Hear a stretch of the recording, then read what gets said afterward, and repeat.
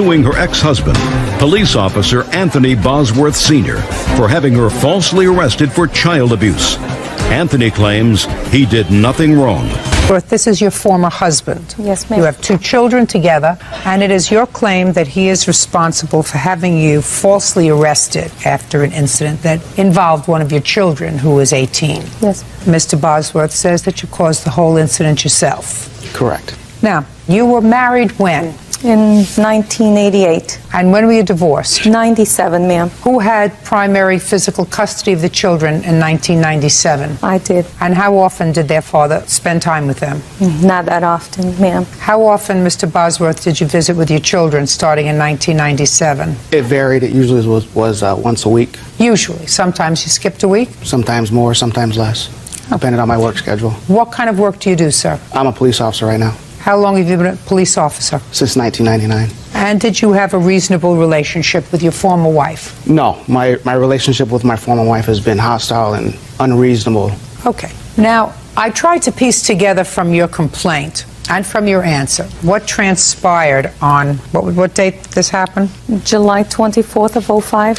And I gather that you had an argument with your daughter. Yes, ma'am. The argument was about? Her not cleaning her room. Had that been an ongoing problem? Yes, all weekend I had asked her to clean her room, Friday and Saturday. Sunday, her room was still a mess. She constantly was on the telephone. And at that point, I removed the cell phone. I told her until she was to clean the room, that cell phone was not going to be given back to her. Now, this is the problem. Mr. Bosworth. Yes. Your former wife takes the telephone away from her daughter, who has not followed a house direction. So far, correct? Correct. And as far as I'm concerned, so far her prerogative. Would you agree with that? Yes, I would. So your daughter calls you on the phone and says to you, she took my phone away. No. Well, tell me what happened, sir, that brought you over to the house that day. I originally got the phone from my daughter. I don't care. Don't give me any stories about giving the phone to a teenage daughter. How did you come over to the house that day, Mr. Bosworth? I had gotten tired of not being able to contact my daughter via the cell phone. Therefore, I went to the house that day. On July 24th of 05. July 24th, you tried to contact your daughter. Yes. And you couldn't. Correct. Go ahead. So the phone was in my name. I purchased the phone for her use. Therefore, I wanted the phone back because if my daughter's not going to be able to use it... Mr. Bosworth, you're skipping a step, sir. Yes, ma'am. And don't skip a step with me. What step would you like me to begin at, Judge? I want to know when you found out that your former wife had taken the phone away from your daughter. I had called that day, and my daughter had told me... That's right. ...that she had taken the phone again. So, you went over there because you wanted your phone back. Correct. Wrong!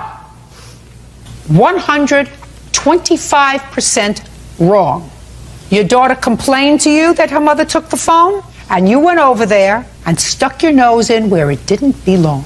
Because while your daughter is living under her mother's roof, her mother owns the air she breathes. Okay. And if you gave your daughter a phone to use, you don't get in between that sort of discipline between her and her daughter. You interfered with discipline for the person who has primary physical custody of the 2 children. She ignored her mother's direction for 3 days, and her mother said, listen, I'm tired of seeing you sitting on the phone for 3 days while I asked you to clean up the room that's in my house that I pay for. So give me the phone. You come and say, it's not your phone. You give me the phone. Correct. That was the wrong thing to do, sir. Now, did you call the police, sir? When I went to retrieve the phone, my ex-wife slammed the door in my face and refused because you came in and said, what did you say, Mr. Bosworth? I asked my ex-wife... What did you say? Don't ask me. If she would give me the phone back. What did he say, Miss Bosworth? That's not what you said. Where the F is my phone? That sounds right, Mr. Bosworth. That sounds right, Mr. Bosworth, because how far do you live? About 5-10 minutes from her house. And what were you doing when you called your daughter and said, I can't get in touch with you? I was just hanging around the house, I believe. And what time of the day or evening was it? Early evening. Sometime and your after family 4. was home? I believe so. And you have wife? Yes. You have children?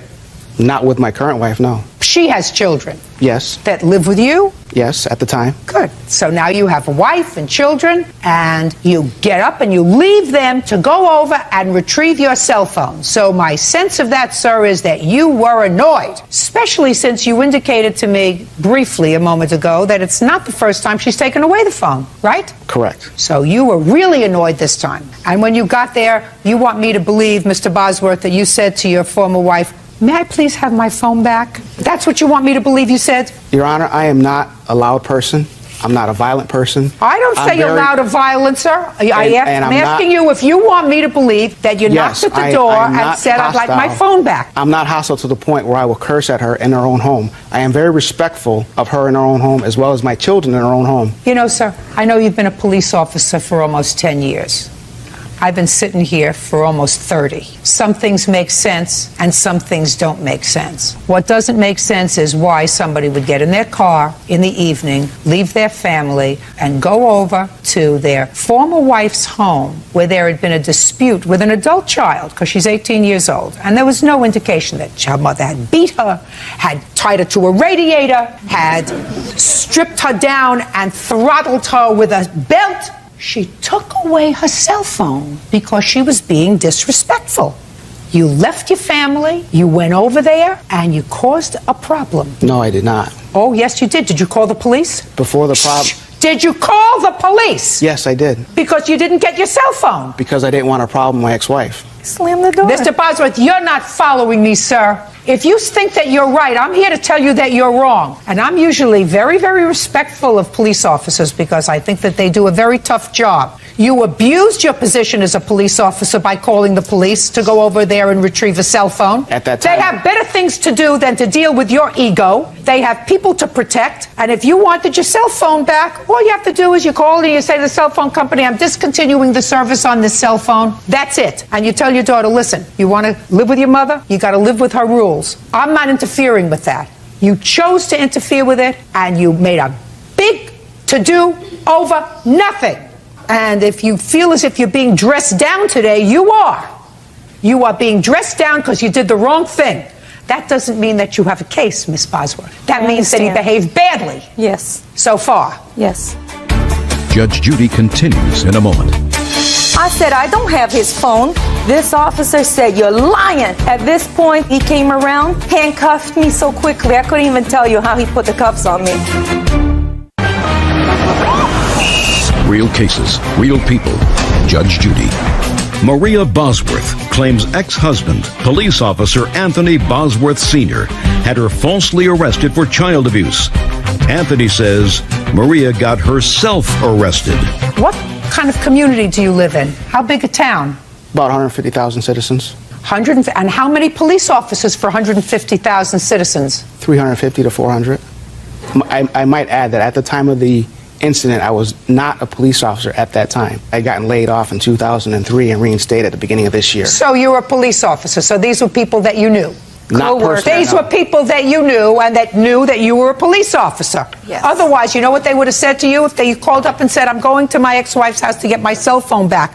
They would have said to you, "Don't get us involved with this, Mr. Bosworth. You want your cell phone back? Go to civil court." But because they were covering for you, they reported and took people away from important business to deal with your ego. Outrageous. Okay, so what happened when the police got there? He had called me on the phone and was rude and belligerent, and I hung up the phone. That's why he got to my house so quickly, because he was upset that I hung up, because I was not going to tolerate him being disrespectful on the phone. When he got to my door, he rang the bell excessively. I would say 20 to 30 times. And when I got to the door, I slammed the door. I told him, "You don't know what's going on. You need not to meddle." He never asked me what had occurred for me to remove the cell phone from my daughter. So at that point, I went back to baking as I was. I realized I needed some additional spices. I left, and Mr. Bosworth's outside, and he said, "Where are you going? The police are on their way." I looked at him and I said, "You entertain them. I feel that I didn't do nothing wrong for the police to be at my home." Absolutely right. I got in my van and I proceeded to back up. The officer came and he acknowledged Mr. Bosworth. He said, "Hello, Boz." And my ex-husband said, "She's about to pull out." The officer said, no, she's not. Pull that van forward. At that point, I complied. He put his cruiser behind my van. The officer got out, went to Mr. Bosworth, shook his hand. They gave a hug, and they started talking. Put your hand down, sir. I went right up to my daughter, Your Honor. She was outside as well.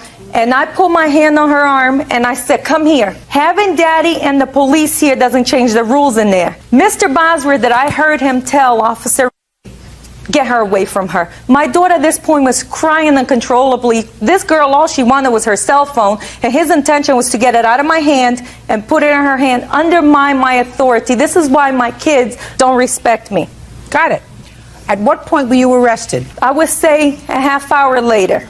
At this point, my daughter was crying. The officer kept on grabbing me, and I have photos, Your Honor, of what he did to my arm, his buddy. This is not from the shacks. This is actually from him holding me. And I kept on telling the officer, please let go, you're hurting me.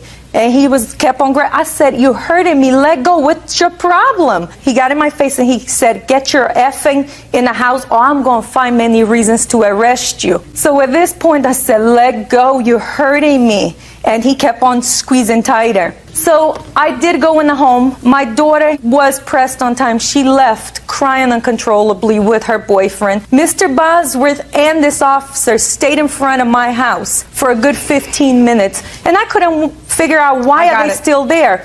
And I went inside of the garage, Your Honor, to listen. And I heard Mr. Bosworth tell him how of a B I am of an ex-wife, and that mentally and physically I abused my children. I want to know at what point you were arrested. At this point, I decided to go in my backyard. I thought the matter was over. They were just talking. I was hoping to God that they just leave. And I was in the backyard. This officer opened my gate, and it's a 6-foot tall gate. And he came and he said, where's his phone? I said, I don't have his phone. This officer said, you're lying. At this point, the officer called me a liar. I said, sir, I'm not comfortable with you because you know my ex-husband. I want a supervisor. My cordless phone was right there where I was on my deck. I got my cordless phone and I pressed 9 and I attempted to dial for a supervisor. He came around, handcuffed me so quickly, I couldn't even tell you how he put the cuffs on me. Listen, Miss Bosworth, why didn't you sue the police department? My attorney told me to wait until the matter was over, and in June of this year, 06, it was over. I did file charges. And the case was dismissed? Yes. He never showed up in court, Your Honor. Good thing. But is your attorney filing a lawsuit against the police department? We are in the process. That's exactly what you should do. Yes. Him too. Him too. Outrageous conduct, sir. Outrageous abuse of your power. Let me see the police report. If you look at the police report, it was not my actions that caused her to get arrested. Oh, listen to me, sir. Listen to me, sir. I know exactly what happened, sir. I want to see what the police officer wrote down in this police report. Not necessarily that I believe it. I just want to read it. Outrageous. Your conduct is outrageous, Mr. Bosworth. I'm amazed that you're a peace officer. Officers were dispatched to assist a subject in retrieving his cell phone. And they know him. Where is your daughter now, Miss Bosworth? She's in college in Georgia. Is this her first year in college? Yes, ma'am. Graduated from high school with reasonable grades? 3.2. And she got the 3.2 living in your home? Yes, ma'am. Not living with her father? No, ma'am. I'm speaking. Not living with her father? Never. Who filled out her applications with her? I did. Not her father? No. Father gives her cell phones? Oh, yeah. The fact that your former husband exercised the poorest of judgment does not make your case actionable against him. The fact that he abused his power as a police officer, despite the fact that he had been a laid-off police officer, calling the police. And you lied to me, by the way, when you said you didn't know these officers. The police officer said that he knows you. Abused his power. That's also not actionable. He has the right to come over to your house. He also has the right to call the police. They have the right to hang up on him and say, go to civil court, as in their protocol for most things that have to do with property. They chose not to do that in this case. And in my view, that is actionable on your part, civilly, against the police department. Not necessarily against him. He instructed the officer to arrest me if I didn't give the cell phone. If I gave the cell phone, I would never got arrested. I never instructed any police officer. They told me down at the police station. Your Honor. Just a second, sir. You know, officer. No, I do not personally. Well, he says They were partners. the above, a male known to the officer. All officers know each other's names, especially laid off officers at that time. Well, sir, what I'm saying to you is, He knew I very was a police easy, officer, yes. very, very easy for you to resolve that, sir. You could have brought officer with you as a witness. I tried to get both officers to come as a witness, and Yeah. they both told me they didn't want anything to do with this woman. I wouldn't either, because I got to tell you something. As well as the witnesses that were there, her neighbors, they didn't want anything to do with this. They wrote statements. They showed me pictures of her past Your incidences. Honor. Shh, listen to me, sir. May I ask? Miss Bosworth, I want to tell you something. Yes. He did the wrong thing. I think that in 1,000 years, he never expected to come here today and be dressed down. Never expected to be dressed down, because nobody has told him he was wrong except you. And he doesn't believe you because he thinks you're nutty. I'm prepared to tell him that he's wrong, that he you. did absolutely 100% the wrong thing that day in July. Thank you. May I add something, Your Honor? No, it's not necessary. It's important. Okay. My attorney tried to subpoena the 911 call. There was never a 911 call. He called officer on his personal cell phone. He knows he has the section of my city. My attorney... Just a second. Eventually, if this matter proceeds to a civil lawsuit against the city, which I assume it will, and I assume it should, they can't doctor 911 calls dating back to July. Your Honor. Excuse me? I'm sorry to interrupt you. Was there a 911 call? No, there was not. I called the police non-emergency line to ask for an assist to prevent a breach of the peace. Therefore, they determined which officer would show up. Just a second. You called a non-emergency number that Yes. takes you right into the police station. The dispatch That center, takes yes. you right into the police station. Yes. I got it. Not directly. I got it. No, I got it. I got it. Where is that number published? In the yellow pages. Yellow pages of the phone book. Not a 911 number, though. No, ma'am. No. So that peace officers know how to get in touch with that number, right? Every citizen should know that. No, I don't. We have a large audience here. I want you to raise your hands, please, if any of you know the non-emergency number to get to your local police precinct in order to have a car dispatched. Raise your hand. Look at this. Ma'am, it's in the phone book. Look, I don't care if it's in the phone book. You just said to me every citizen should know the number. They should. Look at these. These are intelligent people. I don't know the number, and you're not going to find anybody more intelligent than me when it comes to law enforcement, Mr. Bosworth. I believe you, Your Honor. Case against him is dismissed, but I wish that I were the judge presiding over the case against the police department where What you about the live. mental anguish I suffered according... Listen, you picked him. You picked him. But your lawsuit is a valid one. He exercised poor judgment that day. Poor judgment is not compensated in this way. But the police department have a duty to act responsibly. They have a duty, and they acted not only irresponsibly, but there is no question that they responded to that location because of who he was, and they did absolutely the wrong thing. It was a non-violent situation when they were asked to come to help retrieve a cell phone, and I absolutely believe you when you say that the police officer came back and said to you, now I want the cell phone. That, sir, is a civil matter. Clear? Goodbye. Thank you.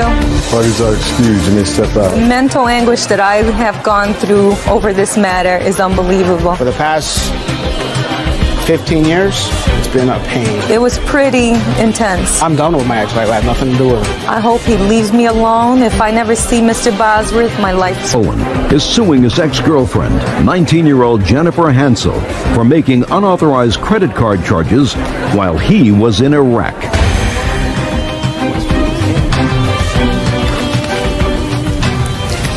This is case number 143 on the calendar in the matter of Owen versus Hansel. Parties have been sworn in, Judge. You may be seated. Ladies, have a seat, please. Mr. Owen, the defendant was your girlfriend, and subsequently you became engaged. It is your claim that at some point you were foolish enough to give her a credit card that she was supposed to use, according to you, for emergencies. The only problem, Mr. Owen, is her definition of an emergency and yours were different. Is that right? Yes, Your Honor. And you're no longer a couple. You want her to pay you back for those credit card charges. Yes, Your Honor. And second, you purchased a car. The car was for her. You took back the car, you'll explain why, And at this point, if you went to sell the car, you believe that you would be short $3,000, something like that, in the shortfall of what you could sell it for and what the loan is that you're responsible for. Yes, so you sir. wanted to pay for that. Yes, Your Honor. That's a big problem, sir. I'm going to explain the legalese to you in a moment. By the way, Ms. Hansel says the credit card was a gift and the car you took back, and she's counterclaiming for some harassment nonsense. So I'll hear you in due course. When did you start dating the defendant? The defendant and I started dating about September 11th, Your Honor. About a week and a half before I left to Iraq, Your Honor. Is that when you met her? Yes. 2005, Your Honor. When did you give her the credit card? I gave her the credit card in February, Your Honor. And you were still in Iraq at that time. What did you do, mail it to her? Yes, I did, Your Honor. So far, is that correct? Why did you mail her a credit card? You knew her for a week and a half. At this time, Your Honor, Jennifer and I had become very close over the phone when I was in Iraq. We had fallen in love. I trusted her very much. In February, she had got evicted from her house, and she had no place to go. Do you know why she got evicted from her house? Because she had thrown a party at her Your house. Honor, that's not true. Well, he didn't answer me yet.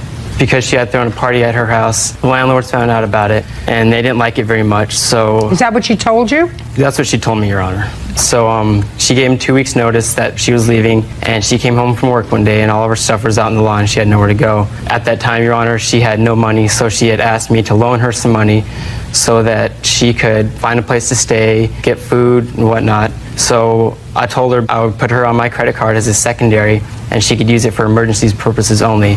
A couple of weeks later, I got a call from my Discover card statement saying there had been multiple charges to Charlotte Russe, different clothing companies. I asked the defendant about these charges, and she said yes, I had made these charges to these clothing companies. Well, did she also charge a motel, a place to stay, anything else? Yes, Your Honor. As far as gas, motel, clothes, food. I got paperwork if you would like to see it. Well, I'd Your like Honor. to see it because you did tell her she could use it for emergencies. Is that right? Yes, Your Honor.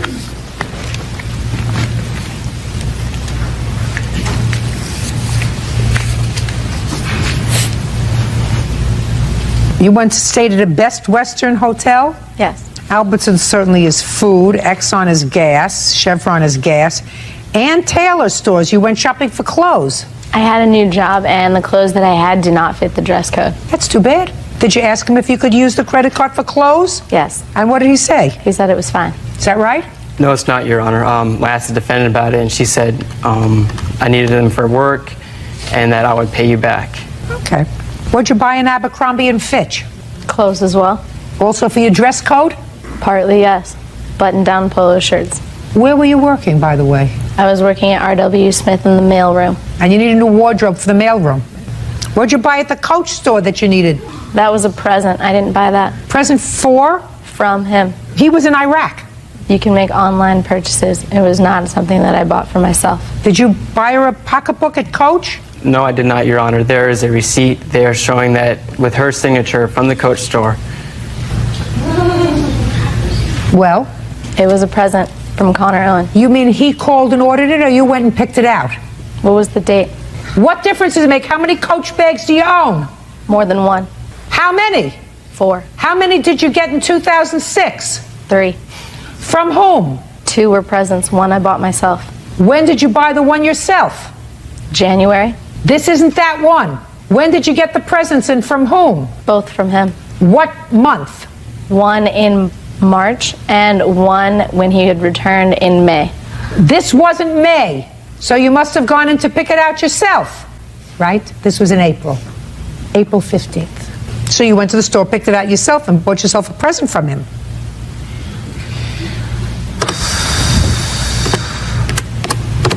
She really had a sucker. When in May did you return, sir? I returned April 12th, Your Honor. Did you tell her that she could use your credit card for an eye exam? No, I did not, Your Honor. Yes, he did. Why didn't you pay for your own eye exam? You're working. I didn't have insurance, and I didn't have enough money. This to wasn't save insurance. You paid for this on a credit card. That's not insurance. His credit card is not your insurance. That's why I needed the credit card, because I did not have insurance to pay for it, Your Honor. You had a job. A job pays you money. Why didn't you pay for your own eye exam? My job was not paying enough money to cover extra expenses. You mean like Coach pocketbooks? Judge Judy continues in a moment. Did she give you any money towards this credit card? No, she didn't, Your Honor. You know why? She was using me, Your Honor. She's a user. And later today, You buy a 16-year-old car, you do so at your own peril. Anybody with half a noodle understands that. Connor Owen says while he was on duty in Iraq, ex-girlfriend Jennifer Hansel made unauthorized charges on his credit card. Jennifer is countersuing, claiming Connor is stalking her. Now, why didn't you take this credit card back from her, sir? I did not take it back because... Look at me.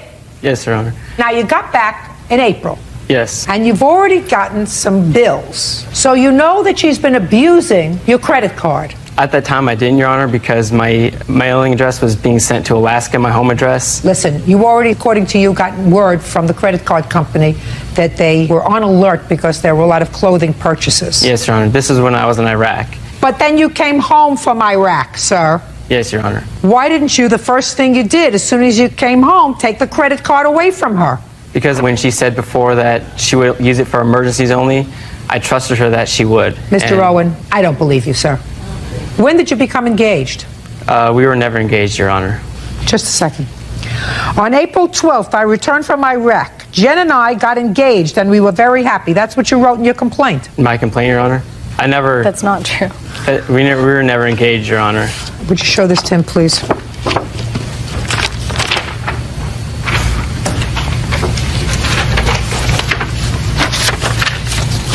That is your signature on that document, is it not, sir? That's the complaint. Yes, it is, Your Honor. And what does that say, where I have made a big star? It says Jen and I had gotten engaged and were very happy. I assume you read that before you signed it? Yes, I did, Your Honor. Thank you. I'll take it back now. When did you break up?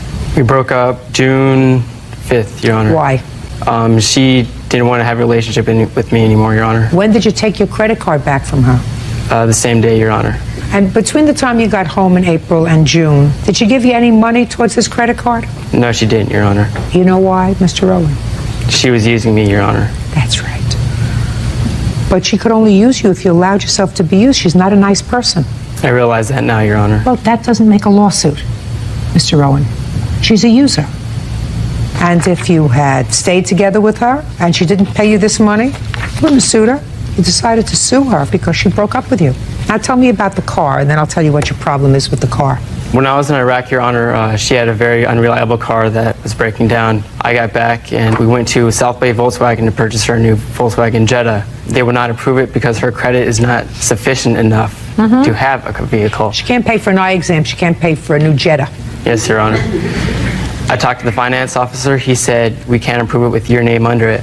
Jennifer and I had talked about it, and we had made a contract stating she was financially responsible for the vehicle. I had nothing to do with all finances. Did she make the payments? No, she didn't, Your Honor. So you took the car back? Yes, I did, Your Honor. Where is the car now? I'm trying to sell it right now, Your Honor. You can't anticipate, sir, in a lawsuit what you're going to get for your car. That means that I would have to speculate as to what you would get for the car. And we don't do anticipatory lawsuits in this country. Unfortunately, that means that what you have to do is you have to sell the car and then sue her for the difference. Then you have an actual damage. Right now, you only have a speculative damage with regard to the car.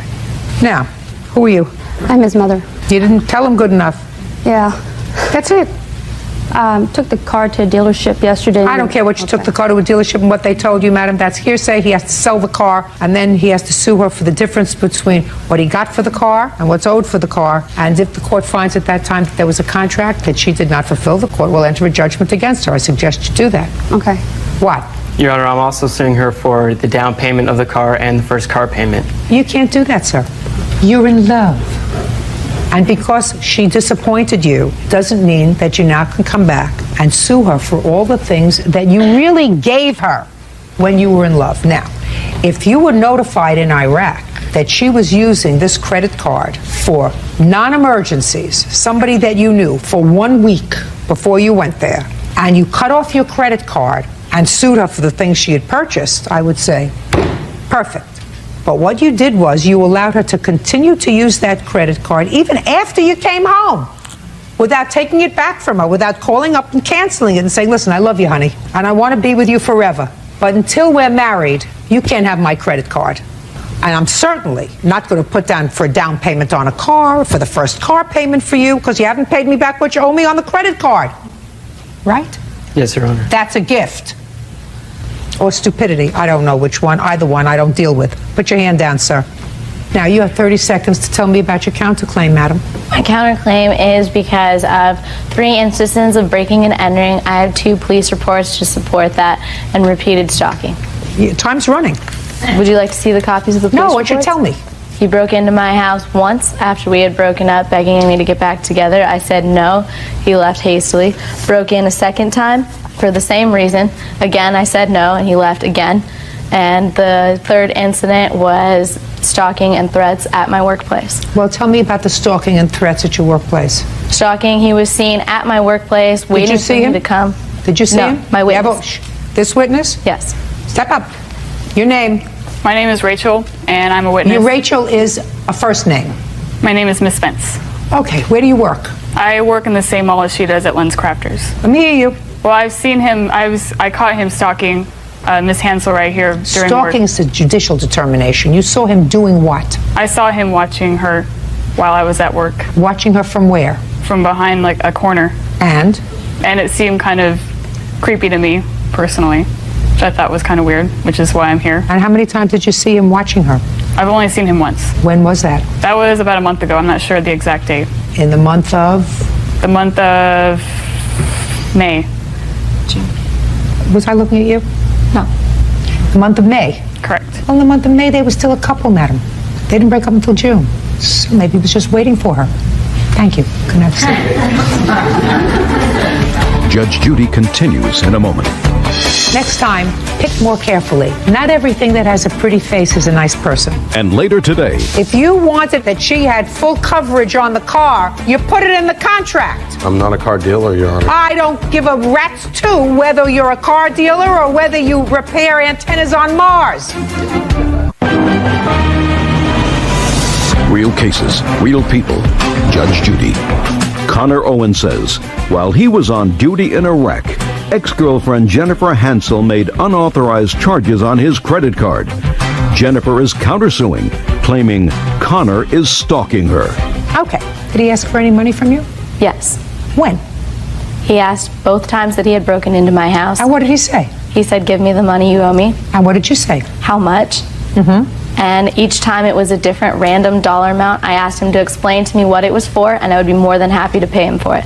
Oh, well, now he's here to tell you. I'm waiting for the dollar amount and why. Well, let's start out by the fact that you acknowledge that he gave you this credit card because you called him and said, I have no place to stay, I'm broke, can you help me for this emergency? And he gave you the credit card. And I want you to assume for the purpose of your answer, madam, that I don't buy your Ann Taylor or Abercrombie and Fitch purchases as necessaries. Do you understand? Yes. So how much do you think you owe him? I haven't even tried to total it up, so I'd feel uncomfortable giving you an exact dollar amount. Good. If I told you that the merchandise purchases that you made totaled $1,500, would that sound right to you? Yes. Good. Judgment for the plaintiff in the amount of $1,500. Next time, pick more carefully. Not everything that has a pretty face is a nice person. Yes, Your Honor. Do you understand? Yes, Your Honor. Counterclaims dismissed. That's all. Parties are excused. You may step out. At the time we were dating, I didn't think I was being taken advantage of because we were dating and the feelings we had for each other. But now that I look back on it, I do see it was stupid. I think his motivation was to get revenge for the fact that I don't want to be with him anymore. He's a nice guy. I have 5 boys, they're all nice. We've taught him to give to other people. I think he's a really nice guy, and it's a bummer that it didn't work out. Hopefully I can just move on and she can move on and go about her business. And now the next case. All parties in the matter of Brading versus White. Step forward. 26-year-old Amber Brading is suing her ex-boyfriend, 25-year-old Brandon White, for crashing her car while driving drunk. Brandon says the insurance company has already paid the bill. Miss Brading, you and Mr. White were friends. You went out drinking together one evening. When was this? This was on the night of February 1st. Where do you live? I live in Dayton, Ohio. Just recently I moved to Dallas, Texas. Was it just the two of you going out drinking? Yes, Your Honor. Okay, this is your lawsuit. You claim that the defendant was the designated driver that evening, that the two of you went out drinking, and that both of you drank. On the way home or on the way from one place to another, he got into an accident and totaled your car. And your insurance company paid you out minus the $500 deductible on your insurance. So far, am I correct? Yes, Your Honor.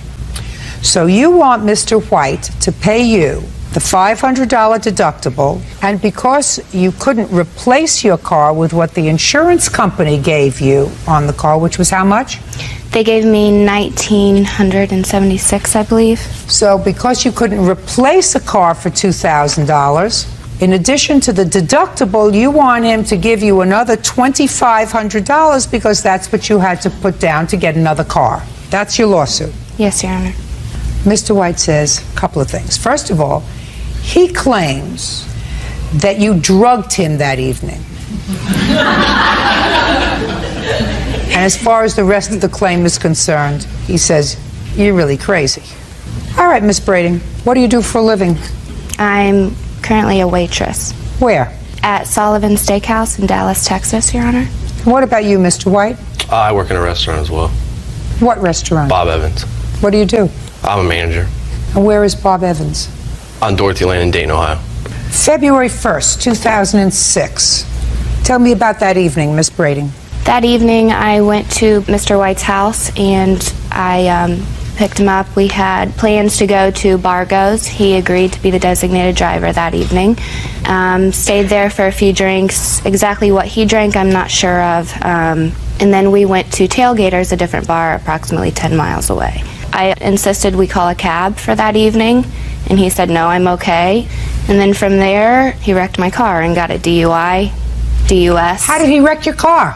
He was failure to control. Okay. He got a DUI. May I speak?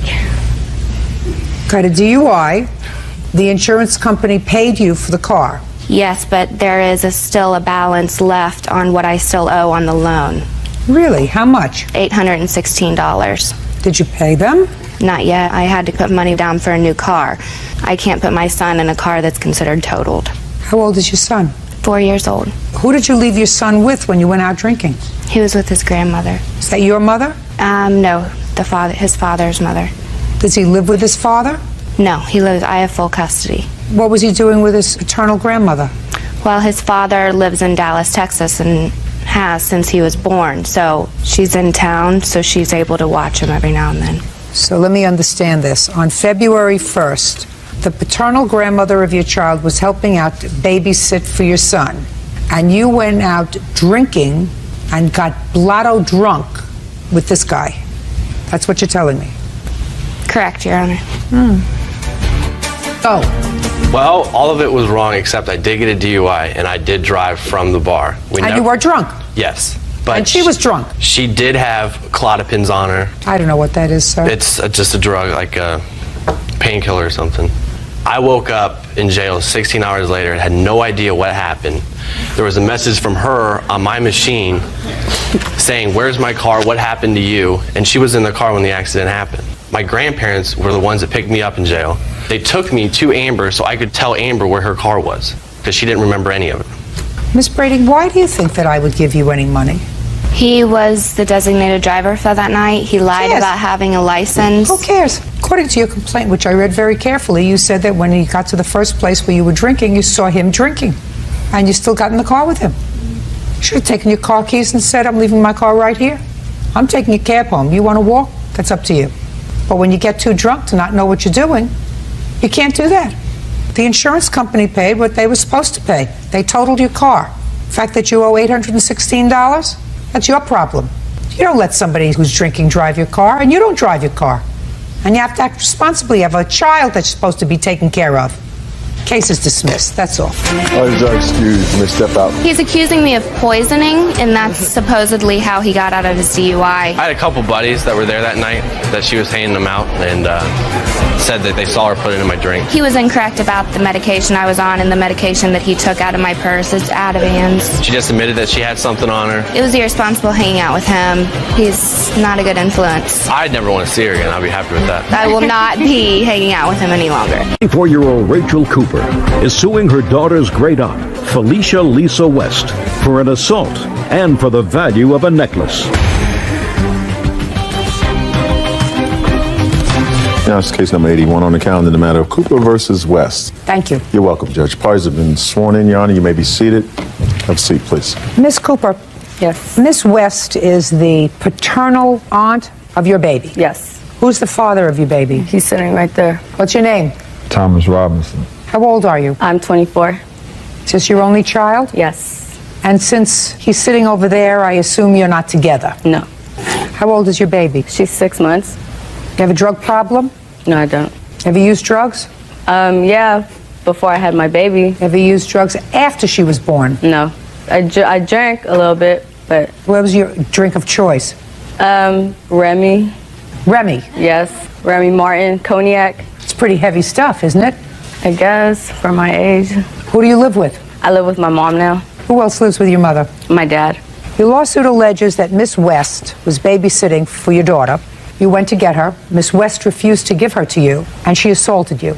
Miss West says that when you came to pick up your daughter, you had been drinking. She felt that the child was at risk. She refused to give you the child. She says that you, in fact, assaulted her. So, when did Miss West start to babysit for your daughter?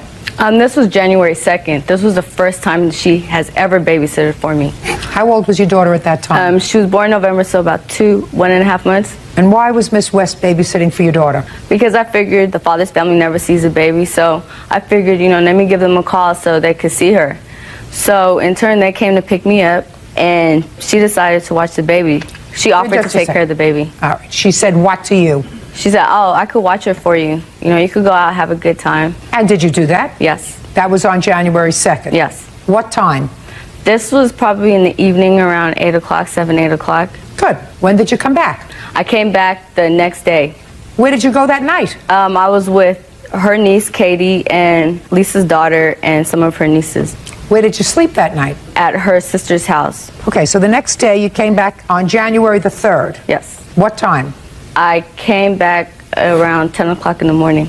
Go ahead. So I went over there, was with my baby for that whole day. Was Miss West at home? Yes, she was at home. Okay, keep going. So anyways, that same day, she ends up telling me that, it's time for me to go home.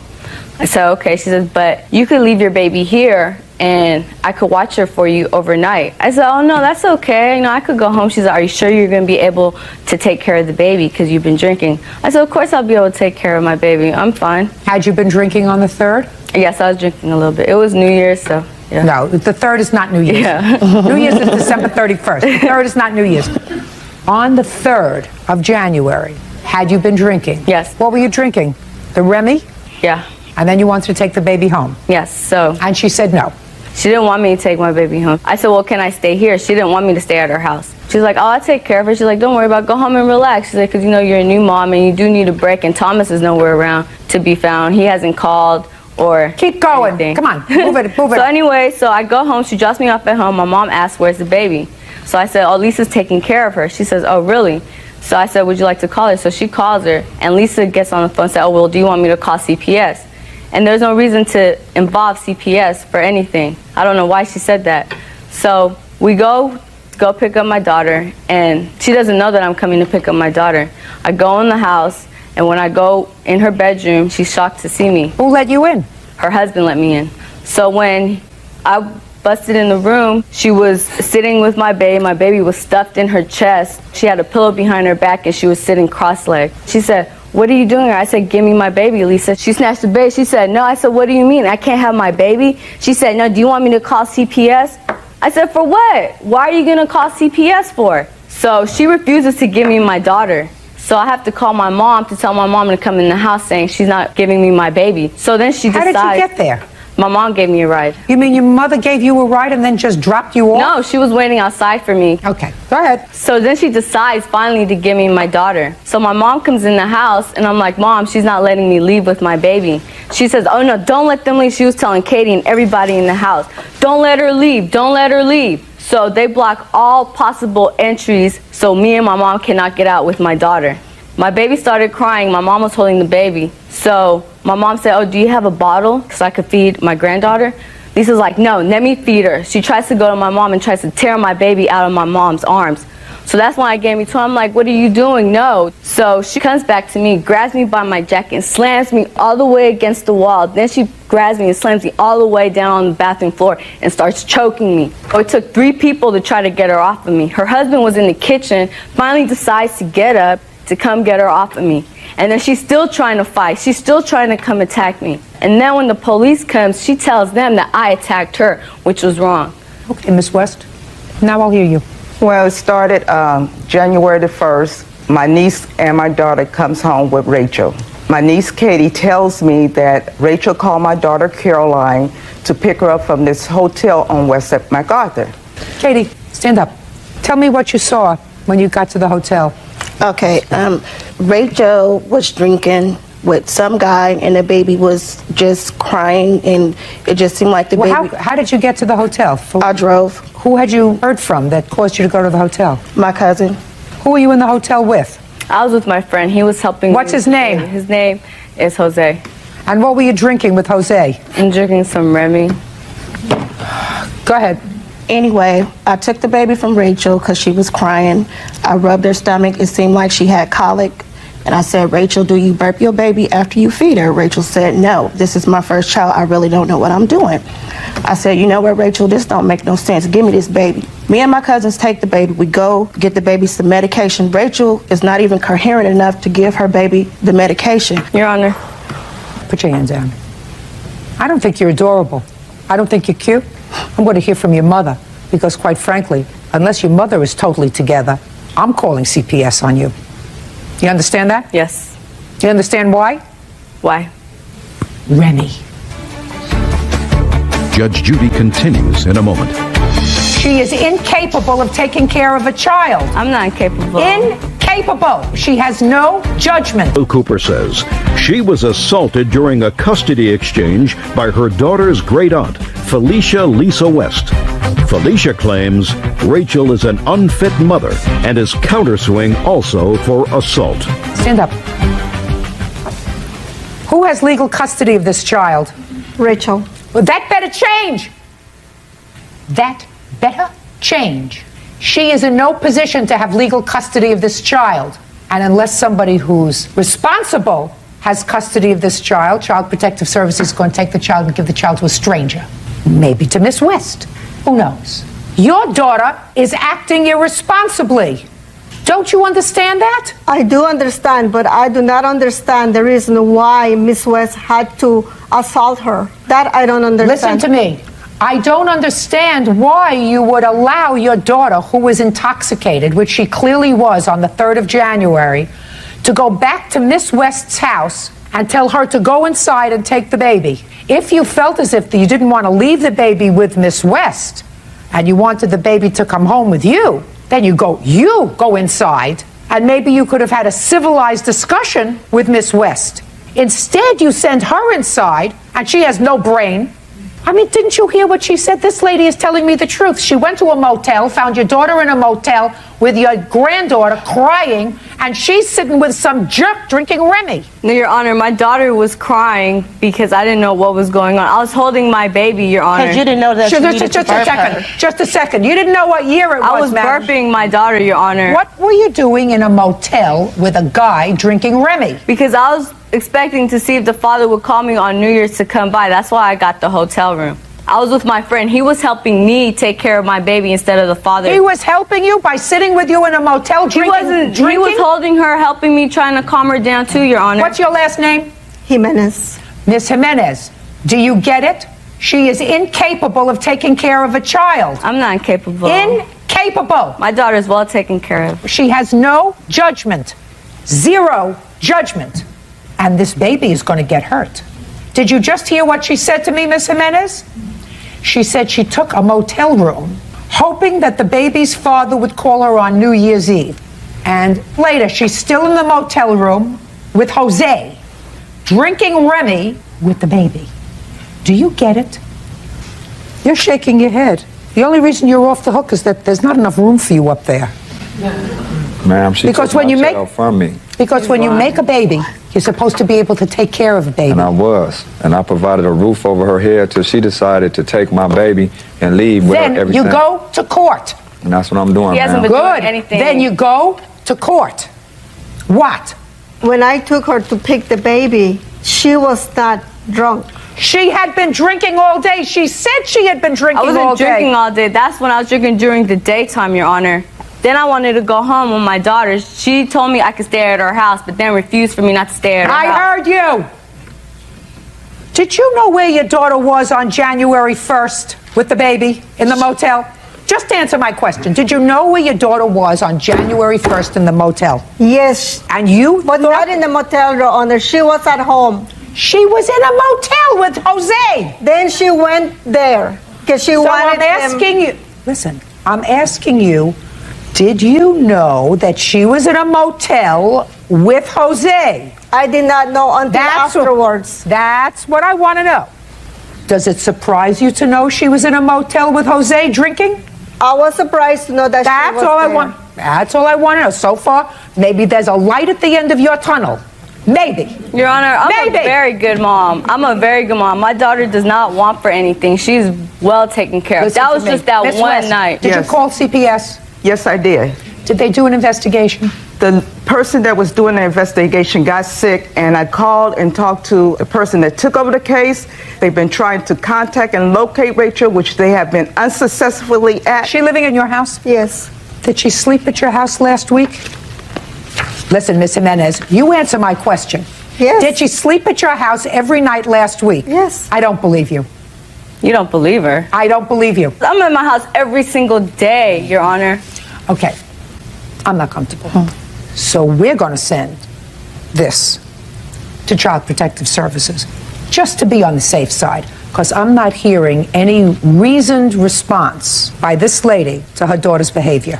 Drunk people don't take care of children. People who drink don't take care of children. They leave them with other responsible people. And if they don't leave them with other responsible people, then they're neglectful. I am not a neglectful mother. I was only drinking for that one day, Your Honor. I don't drink every single day. Well, listen to me, my dear. But I'm speaking to you. According to you, I only asked you about 3 days, January 1st, 2nd, and 3rd. And according to your testimony, you drank on January 1st, January 2nd, January 3rd. That's according to you. Judge Judy continues in a moment. Mother said, I'm leaving, we leaving. So Rachel was behind me, and she said, no, get away from my baby. Get away from, I'm taking my baby. And popped me upside the head. Real cases, real people. Judge Judy. Rachel Cooper is accusing her daughter's great aunt, Felicia Lisa West, of assaulting her during a custody exchange. Now, you say that she assaulted you? Yes. Tell me what she did.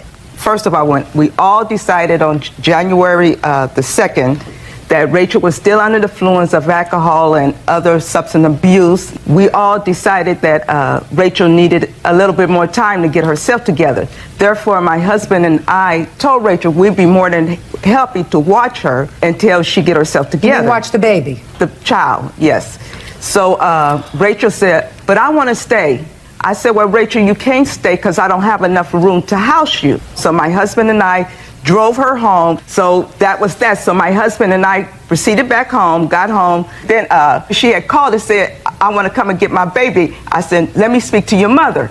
So her mother got on the phone. I said, well, the baby is fine. I said, she's asleep, and David and I, which is my husband, is going to take care of the child.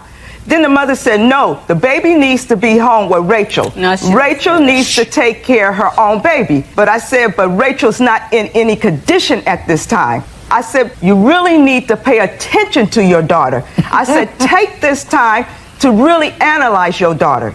She said, well, it's nothing wrong with her. I said to myself, well, she's a fool. I said, Rachel is on drugs. I just came out and told the mother. The mother said, oh, that's what you say. Then she hung up the phone. Okay, there came a time that she came back to your house. Her mother brought her there. Now I want to skip to that point. Okay, when Rachel came to my house, I was in my bedroom. The baby was asleep, and Rachel came in there. I want my baby. I said, Rachel, I've made it perfectly clear you're not in any conditions to see to this child. I said, you've been drinking for the last 3 days, and you've been smoking weed, crystal, what they call mushrooms. I said, you really need to just calm down, get yourself together. She said, no, give me my baby, give me my baby. I said, Rachel, I can't give you your baby. I said, anyway, how did you get here? She said, my mother brought me. I said, well, I need to talk to your mother then.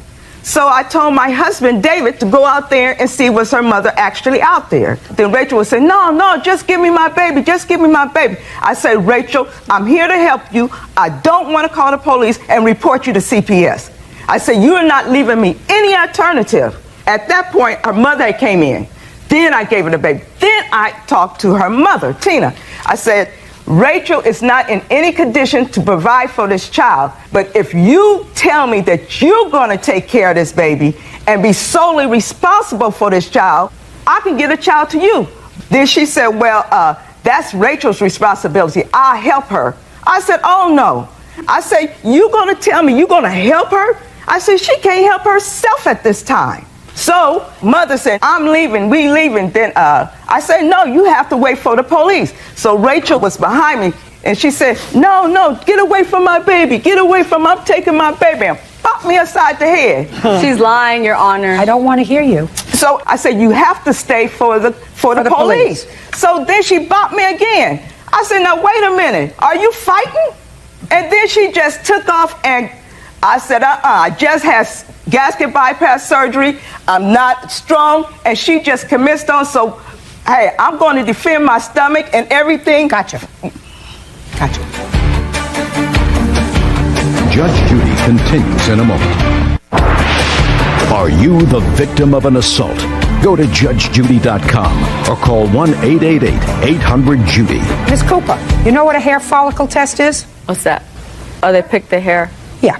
We take a piece of your hair, and the hair will tell us whether, in the past year, you have used any drugs, because it remains in the hair shaft, and if you've used alcohol, how much. You prepared to take a hair follicle test?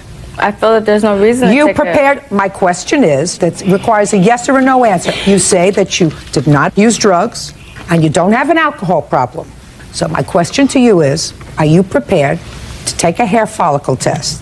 That requires a yes or a no answer. No, I'm not going to take a hair follicle test. For what? Correct. I'm here for the fact that this woman assaulted me. I don't believe she assaulted you. She did assault me, Your Honor. This woman is lying through her teeth, Your Honor. Miss Cooper, now your mother knows.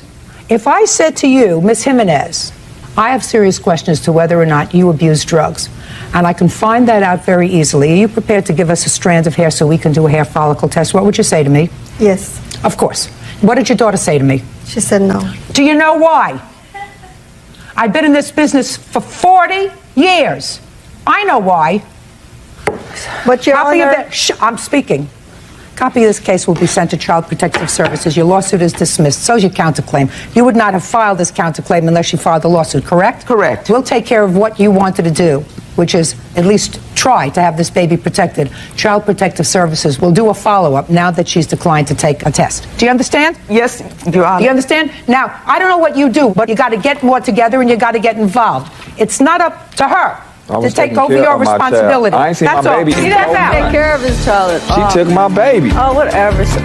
Good piece of. She took my baby. Judge Judy continues in a moment. And on the next Judge Judy.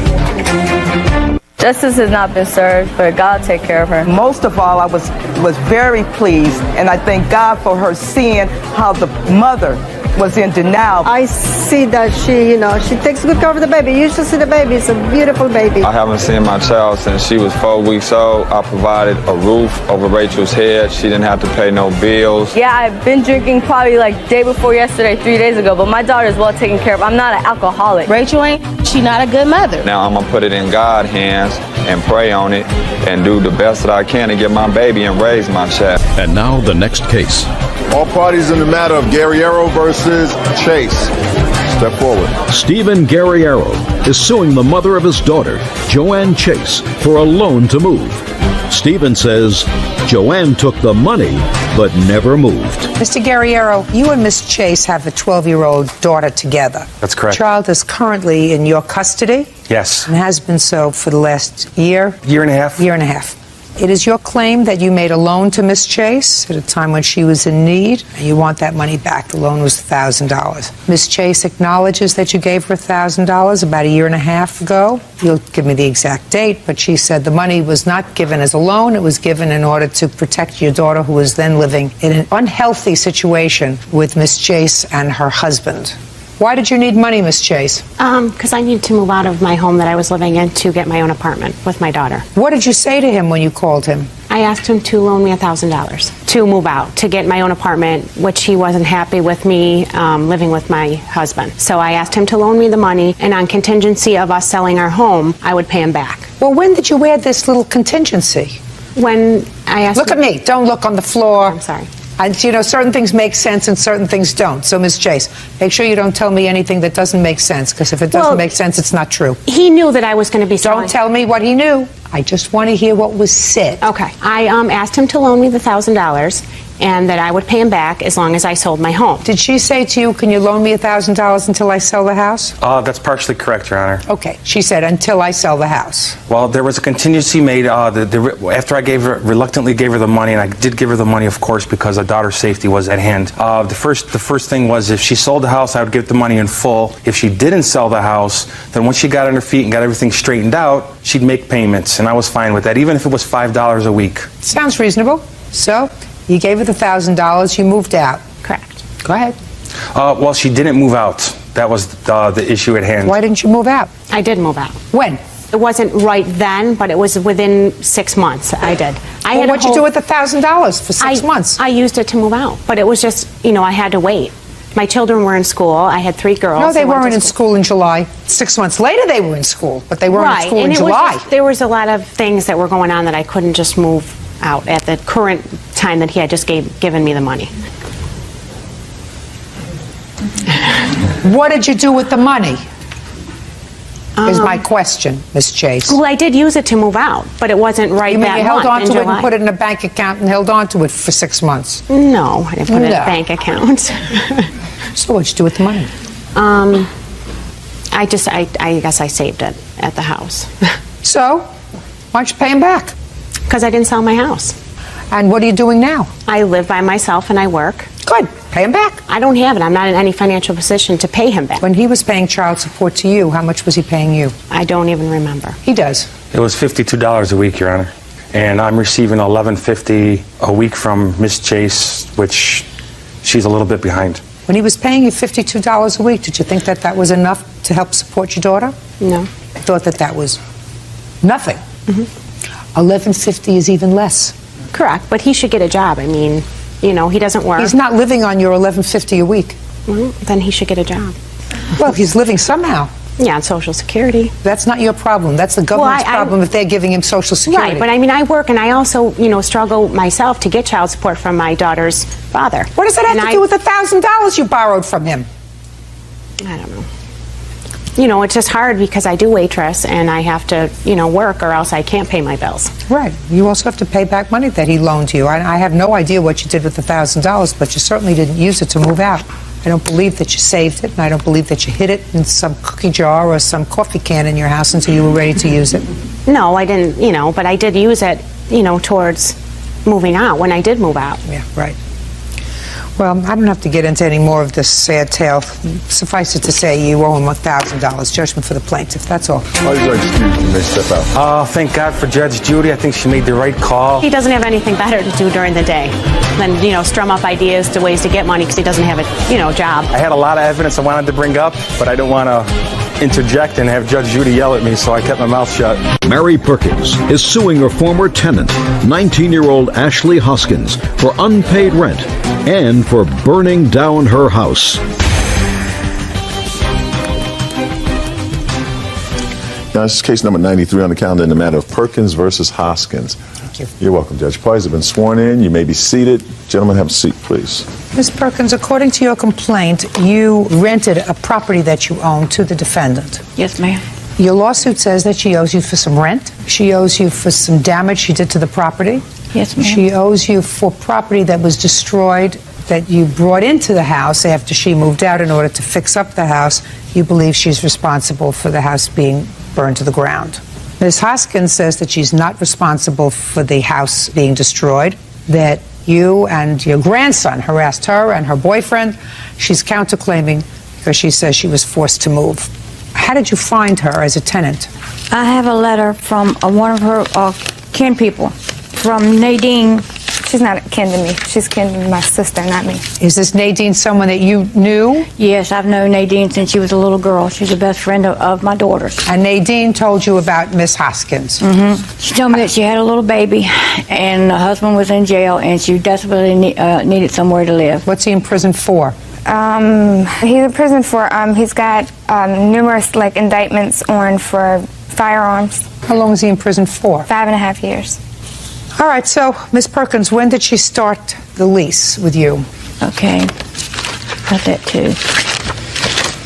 Questions are going to get harder, Miss Perkins. I wish you had this information at your fingertips. When she started the lease, when she moved out, because you say that she owes you for rent. You moved in when, Miss Hoskins? The beginning of May of 2005. And when did you move out? The beginning of March 2006. She moved out March the 4th. Okay, and what months do you claim she did not pay rent? She never paid February's or March. She paid part of January. And I took her to court, and the judge said that she was supposed to pay $140, which she owed me for that, plus the $38 for the court cost. How much was the rent, $375? $375 plus late charges on all of them. Quiet. Man, we went to court over the $140. And what happened? And I got a judgment against me. So you got a judgment against you. Yeah. Did you ever pay her the $140? No, I haven't got a chance. All right, fine. So that's $140 and $375 for the month of February. You did live in the house in February, according to you. Yes, did you pay her February's rent? rent? No, I didn't. Fine. Now, what kind of damage do you allege, Ms. Perkins, that she caused to the house? Okay, this is the damage to the house, the pictures. This is the one from the fire itself. I don't want to see the fire itself. I want to see Okay. the damage to the house.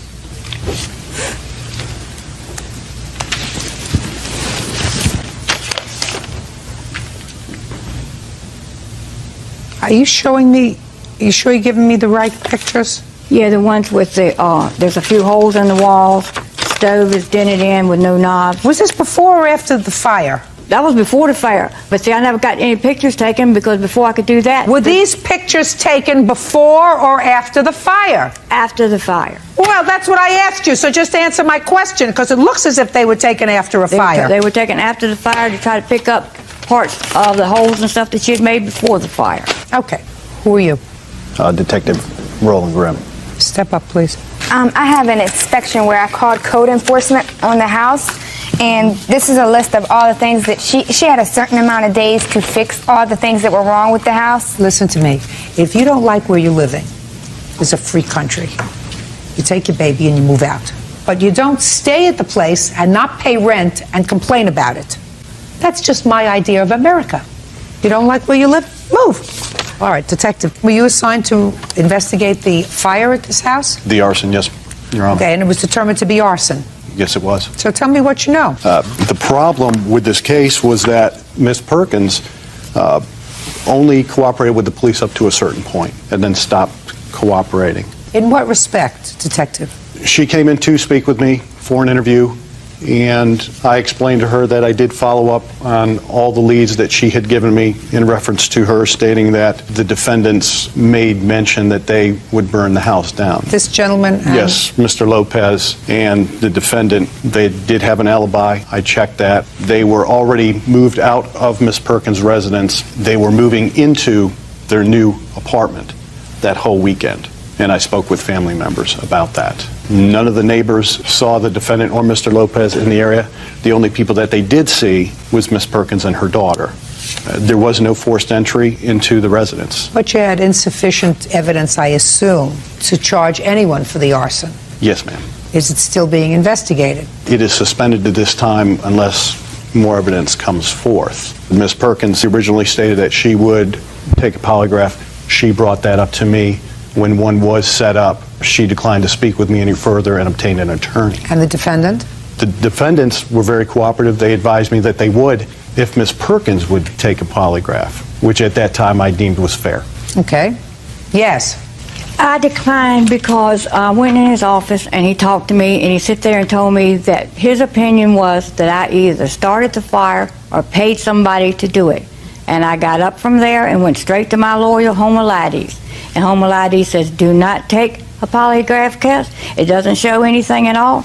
We've been trying to get him, the police, and everybody to take fingerprints off the kerosene can They've got a picture of it in here that has not been moved. Fingerprints help a case, not lie detector test. He would not do it. There were numerous fire personnel inside the residence at the time of the fire, and it was handled. Well, it can be handled, Detective, but certainly there would have been no basis for either the defendant's prints or her boyfriend's prints to be on that can. From what I understand, that can had been there previously to the fire. Not when they were living there. Because according to Ms. Perkins, according to her complaint, she purchased some things, including this gasoline, left it in the bathtub after the defendant moved out. And even the defendant and her boyfriend, unbeknownst to you, but they shook their head no, because you said the can was there, they acknowledged that the can was not there when they were living there. So that certainly, forensically, would seem to me, listen, that's not my field of expertise, but I watch enough CSI to know that that kind of forensic examination is something that would be reasonable and admissible. Not only reasonable, but admissible. So if their fingerprints are on it, a bell would go off in your head because it wasn't there when they were living there. So either the stork would have brought their prints to this can, or it was there as a result of their being there prior to the arson. Yes, ma'am. It's still there. It's still there. It's still locked up. Same place. Still there, still locked up. So why don't we go get it? Judge Judy continues in a moment. She had like on the arson, just a she second, had on. just a second. Do you want to say something to me? Yes. Could you look as if you're interested Yes. and sit up? Yes. Good. And later today, Eventually I told him, listen, just stop, just go away, bother somebody else. And finally it got to a point where I just said, listen, shut your mouth if you know it's good for you. real cases, real people. Judge Judy. Mary Perkins says former tenant Ashley Hoskins owes for rent and for damaging her home. Ashley is countersuing for harassment. Now, so far, Ms. Perkins, the defendant owes you $515 for rent.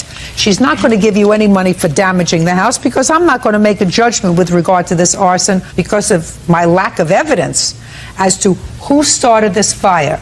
If he doesn't know who started the fire... I have a witness. It's not here, but I do have a... If you have a witness, bring the witness to the detective. That has nothing to do with me. I have called and told him all about it, and he just ignores it. And I also called the insurance company and told them all about it. They were very interested. You have given that name to him? Yes, I have. Okay, and you have or have not interviewed that witness? I just received that information before I came here. Well, then I'm sure you'll be doing that right Yes, after ma'am. you get the can examined by your own forensic unit. Okay, now, Ms. Perkins, so listen to me carefully. $515 is what she owes you for rent. Now, Ms. Hoskins, you have a counterclaim, and your counterclaim is for harassment. Yes, ma'am. Do you want to tell me what that harassment was, Detective? You may be seated. Thank you for coming. Yes, ma'am. There's numerous times that she came over and harassed me. She got her grandson to break into both of my vehicles. And I want you to be quiet. I have the court papers saying that he pled guilty and... May I see it, please? And he was living with her at the time. Your grandson pled guilty to these charges? Not to my knowledge. And he wasn't living with me at that time. He was living with his mother. Okay. Well, it doesn't make a difference where he was living. Now, it is clear that the grandson, whichever grandson this is, pled guilty to breaking into these two vehicles. Now, but this is your problem, Ms. Haskins. You have to connect the dots. Connecting the dots means that you have to connect Ms. Perkins to her grandson's behavior. Do you understand? Yes, ma'am. Can you do that? He lives with her. Who cares? It don't matter. No, it doesn't matter. Don't matter, and it doesn't matter. I mean, she had like on Just the a second. arson, Just a she second. had on. Just a second. Do you want to say something to me? Yes. Could you look as if you're interested Yes, and sit up? yes. Good. Yeah. All right, she had till the 27th to fix everything in the house. Not interested in that. Not Okay, interested. but Listen to me. She's telling us Listen, we burn down listen. the house and we gotta sit here like this. I don't ask you to do anything, sir. All I ask is whether you had proof that her grandson, at her request, did damage to your property. The fact that her grandson lived with her is irrelevant. Okay. So I'm going to ask you again. The defendant has no such proof. Okay. Do you? No. Sit. All right. Judgment for the plaintiff for the amount of $515. Your counterclaims dismissed. Thank you very much. Parties are excused. You may step out. Her grandson was living in her garage, and he wanted us to get out. So did she. So she didn't have to have him living in her garage, and he could come and live in the apartment. Oh, that's a lie. This whole thing is crazy, man. I'm getting out of the landlord. I don't care to ever rent. All I can say is what comes around goes around, and God will handle her. God doesn't like ugly. 28-year-old Nicole St. Marie is suing ex-fiancé Michael Diaz for the cost to pay off his attorney fees. Come to order, all rise.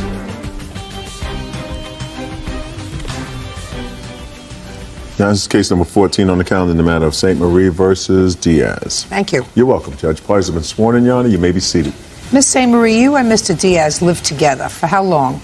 Roughly about 3.5 years. And at some point, I gather, you purchased a home. Yes, I did. When? I purchased a home in October of '01. I bought it on my own. Just a second. Were you dating at that point? Yes, we were. Okay. When you purchased the home, where had you been living just prior to that? Prior to that, in an apartment with my son. Not with him? No. Now, when you purchased the house in October of 2001, did Mr. Diaz move in with you? Yes, he did. So that was the plan? Yes. And you put down the down payment on the house? Yes, I did. Fine. Was Mr. Diaz working? Yes, he was. What kind of work were you doing in 2001, sir? At that point in time, I was a fire life safety supervisor. You earning a living? Yes, sir. Yes, ma'am. You were contributing to the household? Absolutely. How much? Everything was halfway down the line. Is that right? No, it's not. What wasn't? He paid me rent, half. Just a second. He paid you how much a month? He paid me roughly $650 a month in rent. Actually, I have receipts. Just a second. Miss St. Marie, I will categorize it as whatever I want to categorize it as. I know you're going to say rent from today till tomorrow. Yes. You were living together. You were sharing a bedroom. Yes. You were sharing a life together. Yes. All right.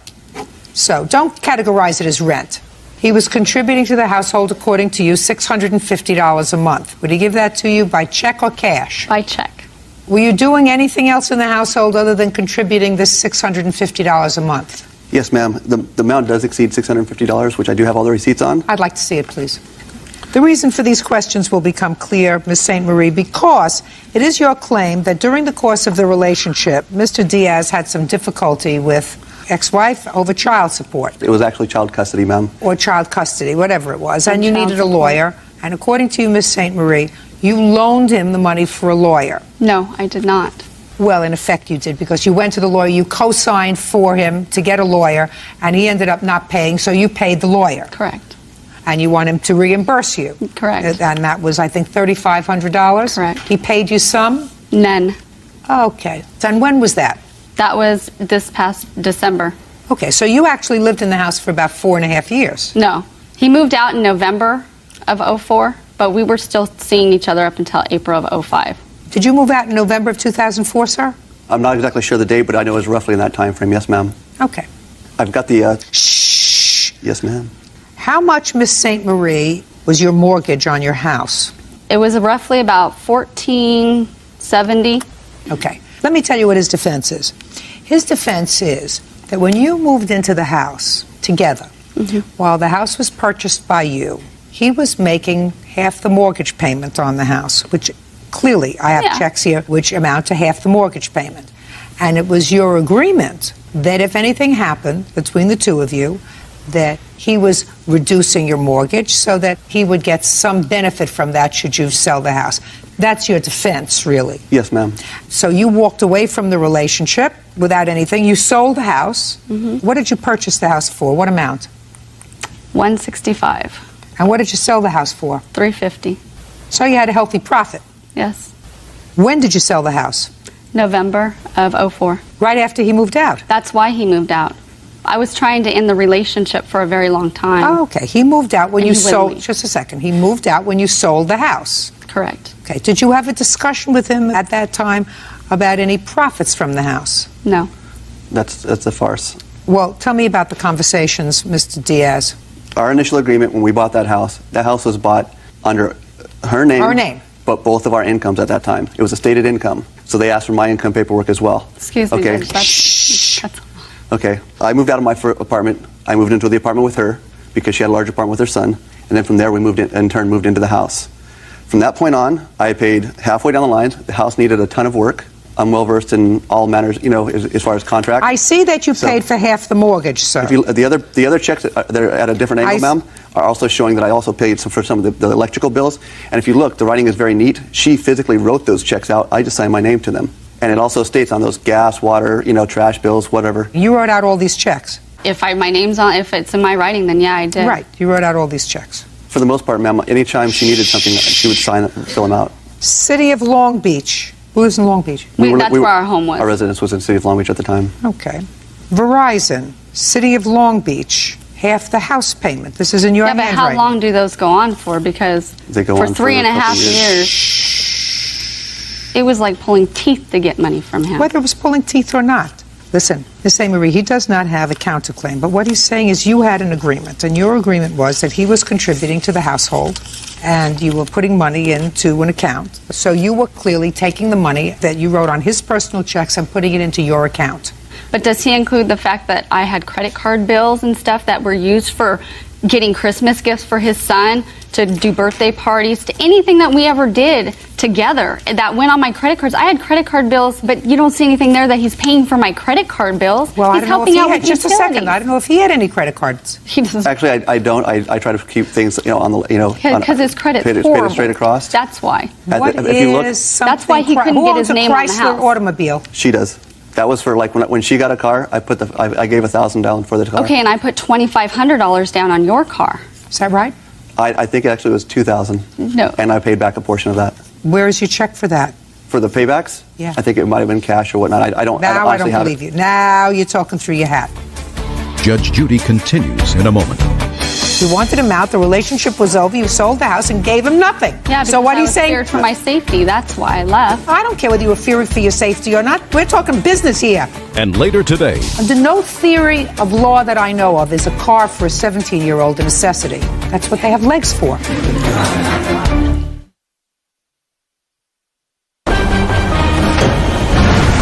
real cases, real people. Judge Judy. Nicole St. Marie says ex-fiancé Michael Diaz owes for attorney fees. Michael says Nicole kept the proceeds from the sale of their house. And Mr. Diaz, I want you to tell me, sir, about this lawyer. What did you need a lawyer for? I needed a lawyer because she sat there and she said I shouldn't have to put up with that kind of thing. She'd already gone through something similar with her son and her son's father. So we went in. I proceeded with the court case. She went in with me from the very beginning. She said she would help me out along the lines. Just a second. Okay, Did you sign for the lawyer? We both actually signed for the lawyer. I didn't ask you that. Yes, ma'am. Did you sign for the lawyer? Yes, I did. So it was your obligation. Yes, it was my obligation. It was your obligation. It was your kid. Yes, ma'am. Your custody, your lawyer. Yes, ma'am. You signed for it, but the lawyer wasn't satisfied with just your signature, Mr. Diaz. No, ma'am. Wanted somebody to co-sign. And why? Which she readily Just agreed a to. second. Not speaking to you. I don't think that he totally played it fair with him, quite honestly.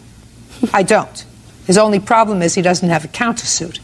If he had a countersuit, I might deal with this differently, because I do believe that when you moved in together, you had an arrangement, and your arrangement was that you were treating this house as your joint property, even though it was only in your name, that he was giving you half the mortgage payment. You signed for half the mortgage payment when you wrote out the checks. The checks are in your handwriting, not rent. It doesn't say rent, Miss St. Marie. It says half the mortgage payment. So I believe that that was your agreement. I don't know why he failed to pursue that when you sold the house and doubled your money. I just wanted to wash my hands of it, ma'am. Okay. He wanted out, and he said, listen, she got a good profit for the house. That's why I have something that said he didn't want to leave.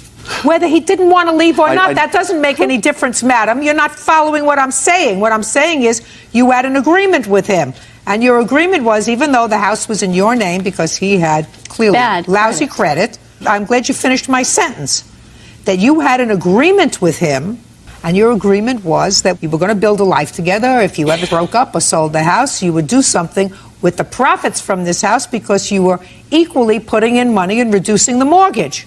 And you chose not to do that. You wanted him out. The relationship was over. You sold the house and gave him nothing. Yeah, because so what I he's was saying, scared for my safety. That's why I left. I don't care whether you were fearing for your safety or not. We're talking business here. And the business is you had an agreement with him, which I believe you did, to give him some of the proceeds of the house because he was contributing to the house. According to you, he's paying half the mortgage payment. You sold that house and you doubled your money and you gave him nothing. So he's saying, well, I got nothing out of the time that I was living there, so she should pay the $3,500 for my lawyer. Mr. Diaz, if you had filed a counterclaim or if you did something positively in 2004 to pursue your claim, you might have a leg to stand on. You chose not to do that. So you can't come in as a Johnny-come-lately and say, well, going back 2 years now, she should have given me some of the money from the house, and I'm going to write off the lawyer. The lawyer was your responsibility. She paid for the lawyer, for your child, for your custody case, with a promise by you to pay the lawyer. You chose not to do that and to obligate her to do that. You cannot do that, sir. I paid the majority of the lawyer, ma'am. The Show me. additionals. Can I add to that? The reason why I co-signed was because I was asked to. I've never had an attorney before. Show me your payment to the lawyer. At the time, I was refinancing my current house. Show me. So my mother Show paid. me the payment that you made to his lawyer. There's one that my mother did because I was refinancing, and a check that I wrote my mother back for it when my refinance was over. What's your lawyer's name, sir? Judy. That's it. Well, clearly she paid the lawyer $3,500 in order to settle this claim. The agreement was between them was actually $1,700. You have a copy of the agreement you signed? I'd like to see it. All I have is them saying that I fulfilled my judgment No, and I one want from to the see. court. I want to see the copy of the agreement. I have these, and it says that it was a higher amount at the time, and we settled so I could get my name off of it and get it taken care of. I want to see what you signed. This is right here, North Center pre-mediation agreement, and then these as well are also part of it. I think the lawyer kept a lot of the initial paperwork. Well, he got a judgment against you, $46.88. That's why we settled in mediation, because I couldn't have a judgment on my case. That's something that would have followed me around for a long time. Fine, so you settled for $3,500. Correct. Okay, judgment for the plaintiff in the amount of $3,500. That's all. Thank you. Parties are excused. You may step out.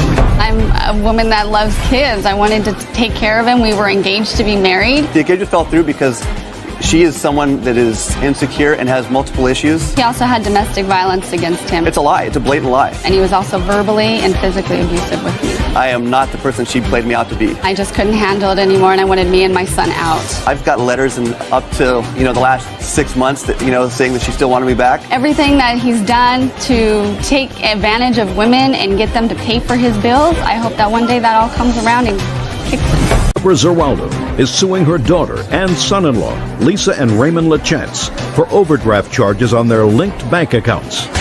Order. All rise.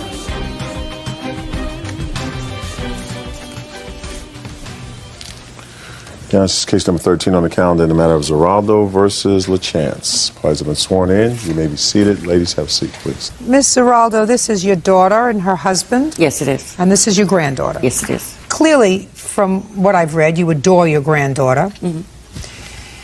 The first part of your lawsuit says that you loaned your daughter money to have your granddaughter's hair done for something and she didn't pay you back. That was a while ago. I'm not dealing with that because of the second part of your lawsuit. Because the second part of your lawsuit says that you opened up a bank account for your granddaughter. That's right, yes. And you put some money in it, and that bank account was linked to your account. Yes, it was. And you gave her a bank card. Yes. So that when she needed money for things, she could go in and take out some money from the bank card. Yes. And at some point, someone overdrew that bank account, and they charged the linked account, which was yours. Yes. And you believe that your daughter should be responsible for that because she's the child's mother. Yes, I do.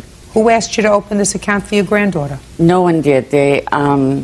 My daughter and her husband have gone through a lot of financial difficulty, and I know it's been very hard.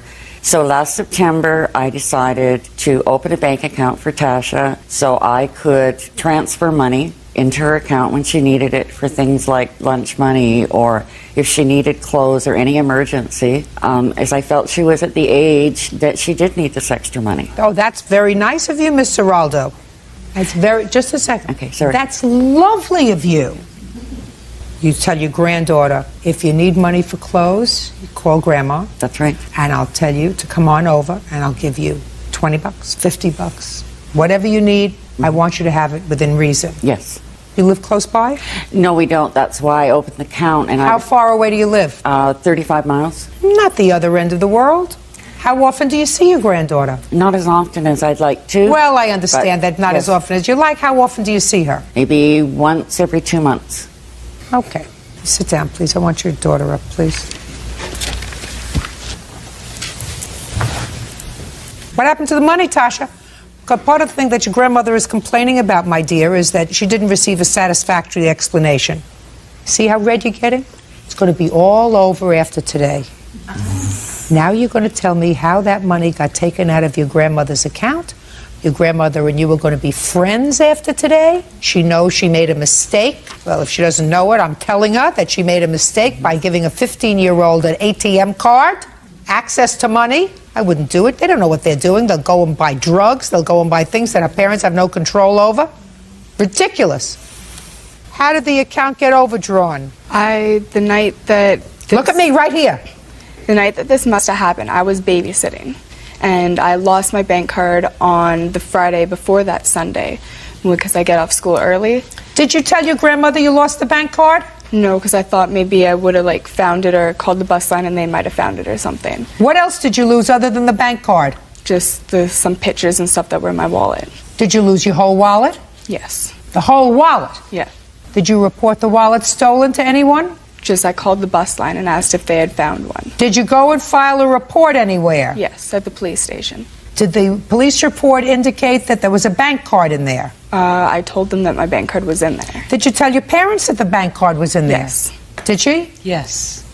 Did you tell your grandmother that the bank card was stolen? No, because I didn't find out that somebody had done that to my bank maybe a couple days after. That's why you call her and say, please call and cancel the bank card. I called and canceled the bank card. You did? Yes. When? Sunday night, because I figured if I didn't find it, then somebody might have done something with it, so I didn't want When was the anything money back. taken out? I don't know. Before or after? The Saturday. Before? Yes, before she reported the card gone. Yeah. The only problem with your story, my dear, is that somebody had your PIN number. I don't give out my PIN number at all. Somebody had your PIN number. What? Well, since she's done this, we've found out her PIN number. Sorry, since this has happened, we found out her PIN number. She never told us her PIN number. We didn't know it before the incident happened. We since have known what her PIN number was, and it wasn't the best choice of PIN numbers. Which was? Her birth year. So again, a 15-year-old... And I had my wallet information in there that had that and my phone number and Again, a stuff. 15-year-old not making a very good choice of a Your PIN PIN number card. was 6 digits? 4 digits. She was born in 1990. Ah, so that was your PIN number. Hers, yes. Not a very smart choice. No. That's why we don't do that, Miss Geraldo. Well, the bank, that's why they're holding me responsible, because she used Somebody birth date had as a PIN number. You're not allowed to use your birth date as PIN number. Okay, now. So they won't take responsibility. They say it's mine. I have to pay. It is yours. Yes. It is yours. It's yours for giving a 15-year-old access to money, and it's your fault that it wasn't reported quickly enough when it first happened. The only way I found out what was happening was the way I did the money.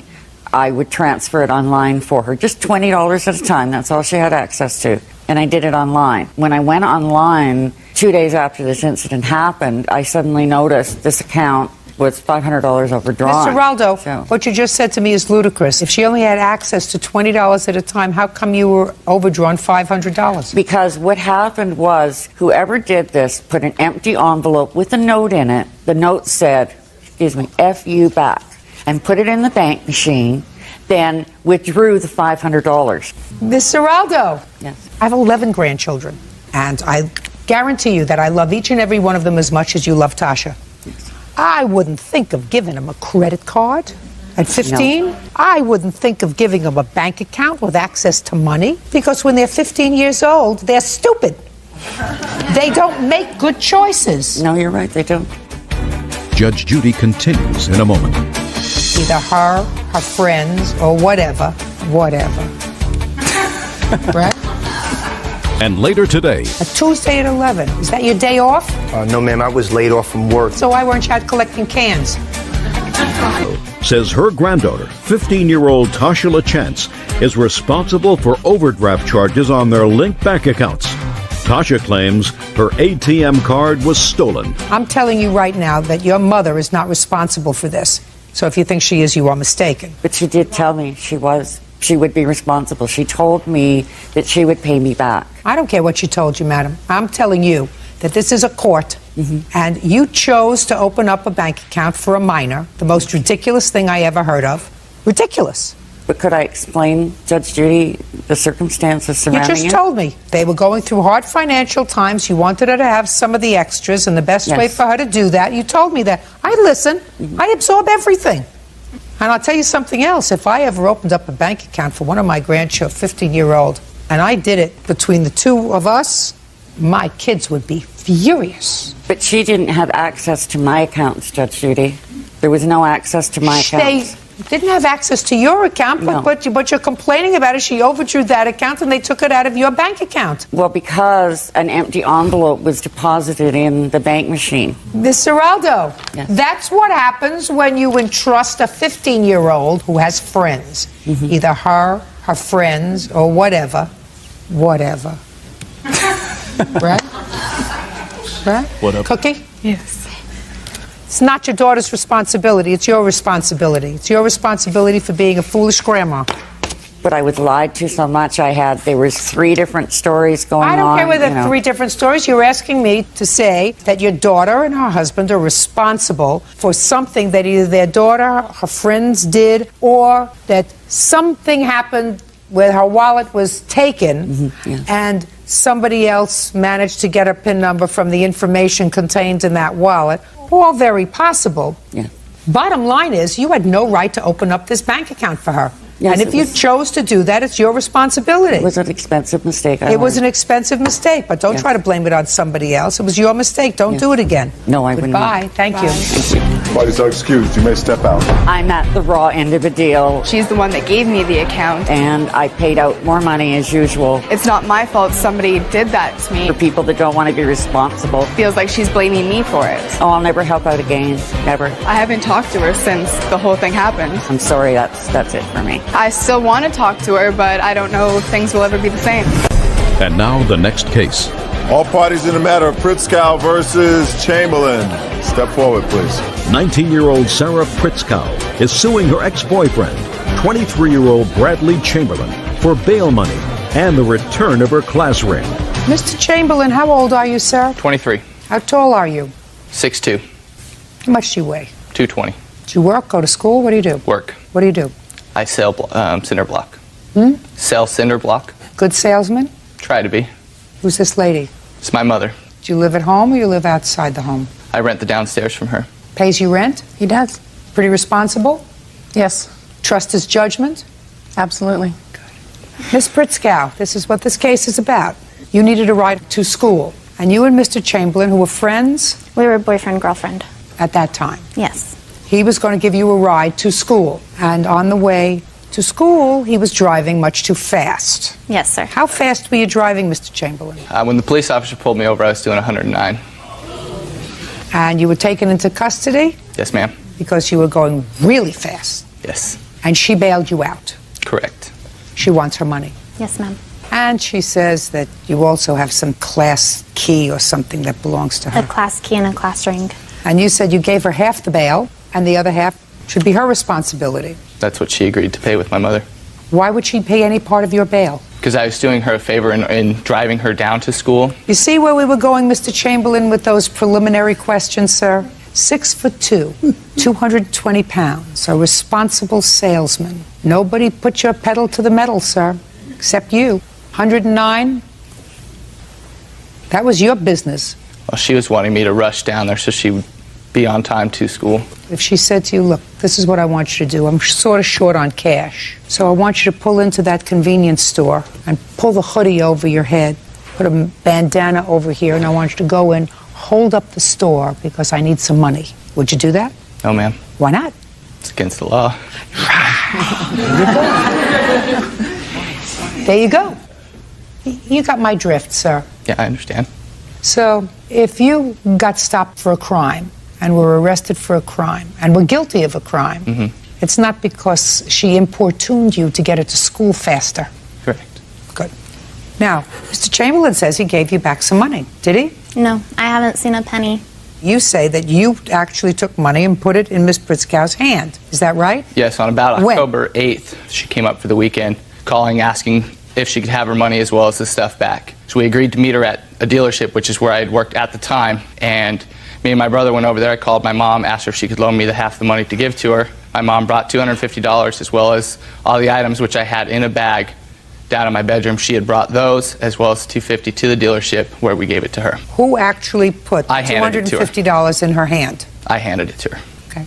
And you say that didn't happen? No, I wasn't even up on October 8th. Were you there at any part of the month of October? Twice. Once. Okay, so who cares what date it is? He says he gave you $250 plus some things that belong to you. What things did you have in the bag? I actually gave her $250 from my mom and $50 from my own pocket. What things did you have in a bag that you gave her? I believe it was a teddy bear, a blanket, and her jewelry, which was the class ring. The jewelry was just the class ring? There was a couple things in it. I think the key was in there as well. And you returned it to her? Yes. In the parking lot?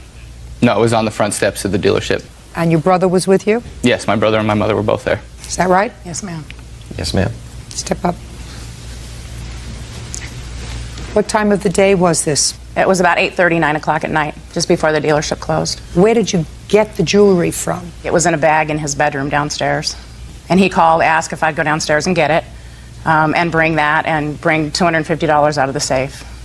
Not happening. If I had my class ring, I'd be wearing it right now.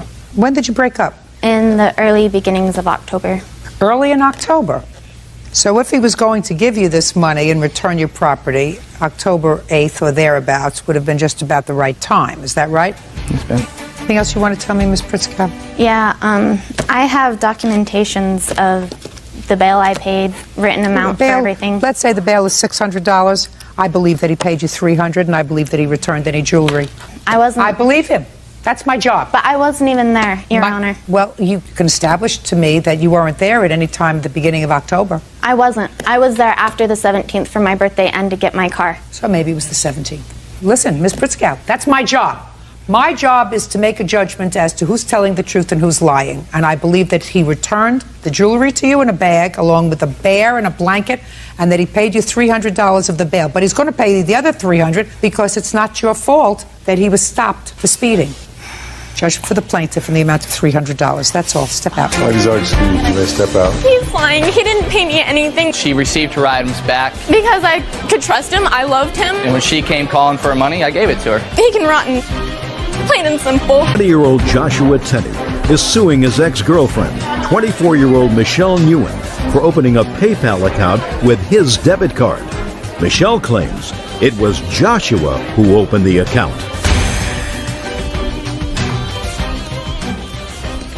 Now, it's case number 39 on the calendar in the matter of Tenney versus Nguyen. Parties have been sworn in, Judge. You may be seated. Mr. Tenney, this used to be your girlfriend. She's not your girlfriend any longer. It is your claim that while you were away for Thanksgiving holiday last year, the defendant used a credit card of yours to open up a PayPal account on the internet. And she charged many items and used your account to purchase many things for herself. So I'm not exactly sure how this PayPal thing works. Okay. So you're going to explain it to me. All right, what you need to open a PayPal account, it's with association with eBay. All you need is an email address, a credit card, debit card, also an address followed with the name. An address? Yes. Were you two living together? Yes. And you had a debit card? Mm-hmm. Was that a joint debit card or just in your name? Just in my name. How many cards did you have? One. Do you just need the number of the card? Yeah, you just need the number. Keep going. She registered under her email address, which is Michelle Loves Josh. I have that right here as well, along with purchases. Can I see, please, the account being opened with her email address? And I also have PayPal statements along with my bank statements. Why would he open the account, Ms. Nguyen, with your email address? He opened it for me, and we just used my email address. That's not true. He opened it for you so that you could buy things on eBay? Yes. And you were supposed to pay for those things. Is that right? Yes. Okay. I never received. Just a minute. Well, how much money did you charge on his account? It was around $2,000. $2,000? Over what period of time? I think about 2 weeks. Was that when he was away? No, he actually spent Thanksgiving with me, and he was there the whole time. So you were at my mom's house on Thanksgiving. Okay, so. look at me. Look at me. $2,000 in 2 weeks. What kind of work do you do, Miss Nguyen? I work at an insurance office. Doing what? I'm an insurance agent. How long have you been with the same company? About a year. You work on salary or commission? Both. What's your salary? $10 an hour. How many hours a week do you work? Right now, 40. File tax returns? Yes. How much did you earn last year? I'm not sure. Well, think very hard. Wasn't so long ago. It's about $37,000. Excuse me, Your Honor. I've been to her insurance where she used to work. It's runs by her aunt, and she no longer works there. I still work there. And Shh, don't answer him. She's never received a paycheck. It's all under the table. Just a minute. She says she filed tax returns that showed that she earned $37,000. I don't see those. He was coming to my work to, like, I don't know what he was coming there for, but... I didn't ask you that. I asked you if you filed tax returns several months ago, which indicated that you earned $37,000 in 2005. I want an answer to that question, and I may make you prove it. Do you understand? Yes. Did you file tax returns in April? Yes, I did. And how much did you claim that you earned? Around $37,000. What's around? It was probably 36.5 something. So, you have a bank account? Yes, I do. And you get paid in check or cash? Check. So you put the check in your checking account? Yes. And it is your testimony that around last Thanksgiving, when you made these approximately $2,000 worth of purchases, you paid the plaintiff back for those purchases? No, I was planning to. And then he tried to tell PayPal it was fraudulent, that he had nothing to do with it, and he didn't know about it, even though he did, so that he wouldn't have to pay the money. I'm asking you, why didn't you pay him? I was going to pay him, and I told him that I would help him with his bank account and pay him the money. Miss Nguyen, you bought merchandise. Was it delivered to you? Yes. Why didn't you pay him? I was planning to. But you didn't. But now he's suing you for money. Yeah. I told Listen to me carefully. Now he's suing you for money, so why didn't you pay him? I told him I'd give the stuff back, and She never said Just a second. You're not giving the stuff back. Why didn't you pay him? You earned $37,000 according to you last year. Why didn't you pay him? He was going to do that fraudulent claim. I didn't ask him what he was going to do. I asked you, why didn't you pay for the stuff that you bought? I told him that I would. So... But... Is there something you don't understand I about didn't me? have the money at the time. But Why not? You earned $37,000. I don't know. I have rent. I don't think that that's funny. I have rent and bills to pay and stuff. Then why did you spend $2,000 on merchandise? It wasn't all for me. Yes, it was all for you. You said you bought $2,000 worth of stuff. Don't go back on it now. He actually took some of the merchandise and sold it. That's not true, Your Honor. Yes, it is. Tell me what you bought. Just clothes and a camera and a cell phone. What kind of camera did you buy? It was a... I have it all in here. It's along with other items that she bought. And the account was actually overdrafted close to $3,000. And I have all the PayPal statements along with the bank statements. So it was $3,000, is that correct? It was like $29,000. Well, show me exactly, please. Give me the figure.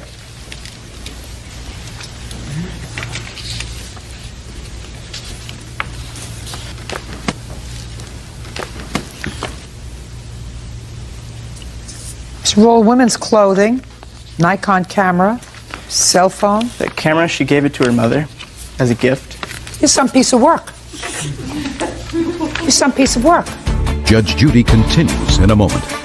And then he grabbed me by my hair and pushed my head like into the grass. And then my roommate came out after that and stopped him, and he pulled a knife out on my roommate. And later today, he grabbed his friend that he was wrestling and slammed him into my vehicle, struck his friend right in the nose, was bleeding all over the place. You don't drink well, sir. Joshua Tenney claims ex-girlfriend Michelle Nguyen opened a PayPal account with his debit card.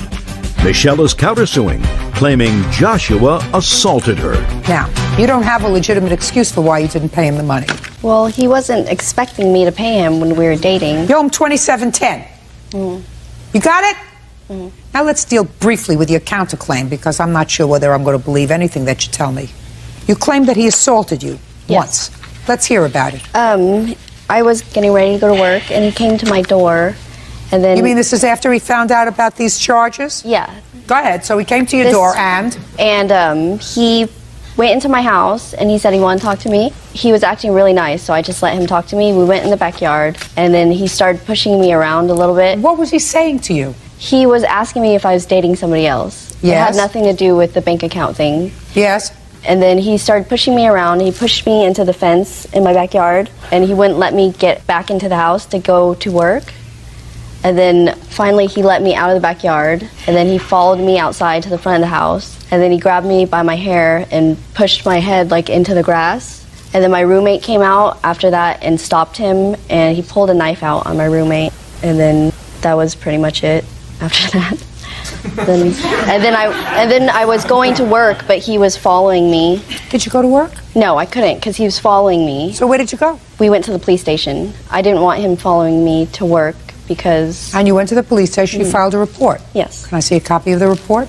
They wouldn't release the report to me, but they did give me this. It just has the police report number and the date that it happened. When did you go back to work? About 5 days later, 6 days later. What would you do for 5 days? I just stayed at home, but my boss told me not to come in because... Don't tell me what your boss told you. Why did you stay home? He knows where you live.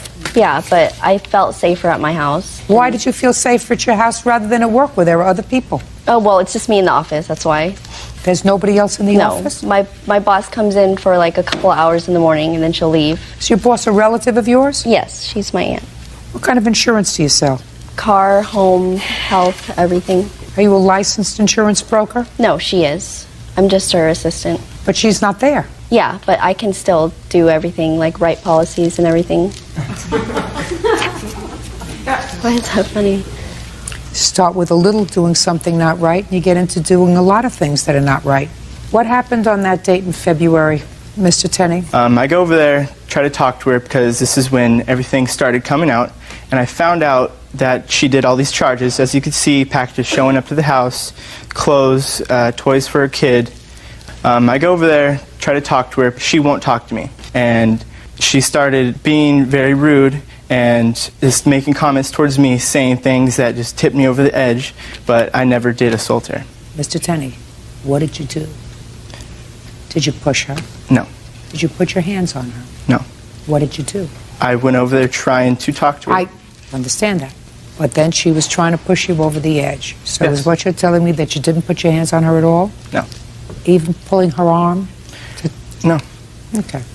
When was the first time, Ms. Nguyen, that Mr. Tenney told you that he wanted you to pay him for some of this property that you had delivered? He never told me that he wanted me to pay him until we broke up. My question to you is, when for the first time did he tell you that he wanted you to pay him back for this problem? Around Valentine's Day. February? February. No, after Valentine's Day. After February? We weren't seeing each other then. Shh! Don't speak.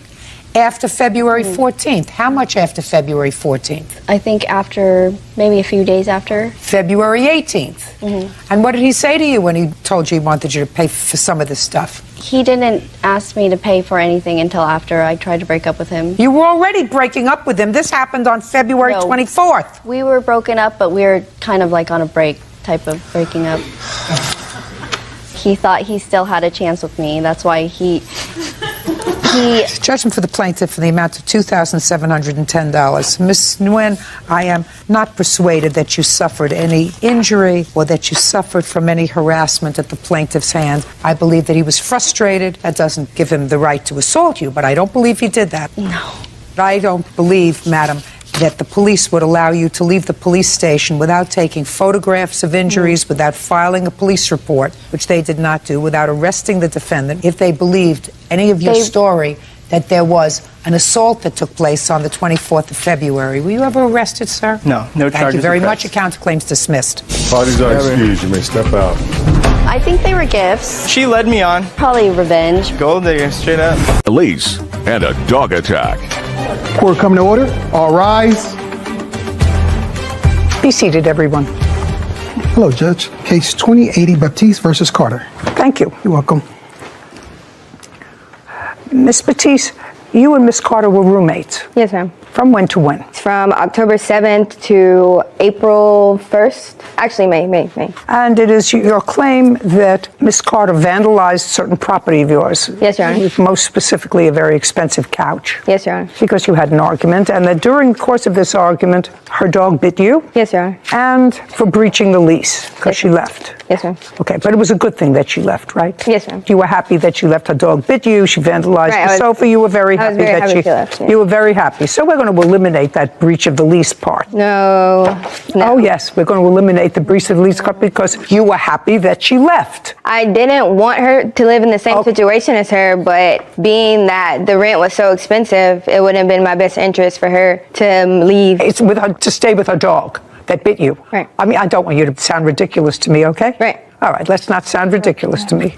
Normal person, if they were bitten by their roommate's dog, and if their roommate vandalized their property, that roommate would be happy to see them go. But I'm not happy with the expensive rent by myself. Well, of course, but your choice would be, I just told you, I'm sticking with vandalizing and dog bite. So tell me when this dog bite took place. It's on March 29th. What kind of dog was it, by the way? It was a Belgian Malinois. What do they look like? It looks like a German Shepherd. Is that what you have, Miss Carter? A Belgian Malinois? Yes, Your Honor. A Belgian Malinois, like a police dog. So it looks like a German Shepherd? Yes, ma'am. So it's a large dog? Yes, ma'am. And when you moved in together, you moved in with the dog? Yes, Your Honor. Okay. So tell me what happened March 29th. Okay, so before March 29th, Adrian and I got in a petty argument. It was dumb. We made up. In the argument, she confessed to me that... No, just a minute. You engaged in a petty argument, and then you made up. Yes. And the petty argument was on what date? It was on the March 27th. And you made up? Yes. Okay. On the 27th, what were you arguing about? My dog tore up the carpet, and she sent this long paragraph, and we were just going back and forth, and we realized it was dumb, so we decided to drop it. And that's when she confessed to... On the 27th, about the dog. Is that what you're telling me? Be very careful. Yes, ma'am. Go ahead. She confessed that she gave the guy that I was seeing a lap dance. And? And I immediately cut all ties with her. So you cut all ties with her how? I stopped speaking to her. Even though you were roommates? Yes. Okay. After I stopped talking to her, social media posts were made. By whom? Adrian. Okay. Social media posts were made. Do you have those? No, I do not. Do you have those? Yes, Your Honor. Okay. Why don't you have them if this is your case? They erase, but I have other things that I think you would want to see. I'm going in order. This is a case, so don't try to creep into my mind. Even say in your complaint a couple of days later, there were things posted on social media. And is what you're telling me that they were erased? Right. I didn't save anything that she posted. Oh, never mind. I don't have to see anything, correct? Correct. So you didn't save anything? No, ma'am. Then you have no evidence of anything that happened So late. I saw that she had no remorse for what she did. Then I made social media posts. Adrian was mad that I made social media posts. So the next morning, she's yelling at the top of her lungs at 10 in the morning. I wake up to see what she's yelling about. And she's just saying how I'm a and I shouldn't have posted what I posted. And we were just arguing about the situation. And I asked, how could she do this to me? And while we were arguing, we were pretty close, the dog bit me, and I said, you need to get your dog. She said, no, your dog's good. And we continued to argue. The dog came to bite me again, and that's when I grabbed what was behind me, which was a paper towel holder, and I chucked it at the dog. So the dog bit you on the arm? Yes, ma'am, twice. Okay. I would like to see a medical report on that. Okay. All right, I have a photo of the bite, the antibiotics, and then this is the report.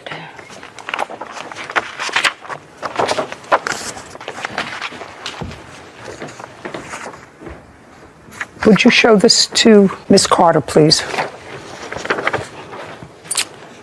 Your Honor, I know she has a video of the entire incident, if you'd rather. It's not her obligation to prove your case, as my law clerk so aptly told me in the last case. Not her obligation, it's your obligation. Okay.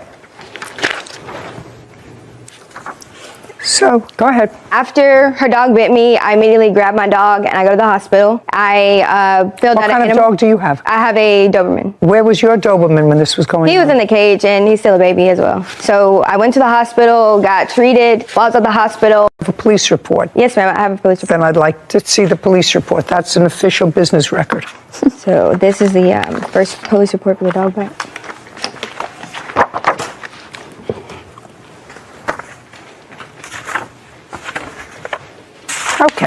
Go ahead.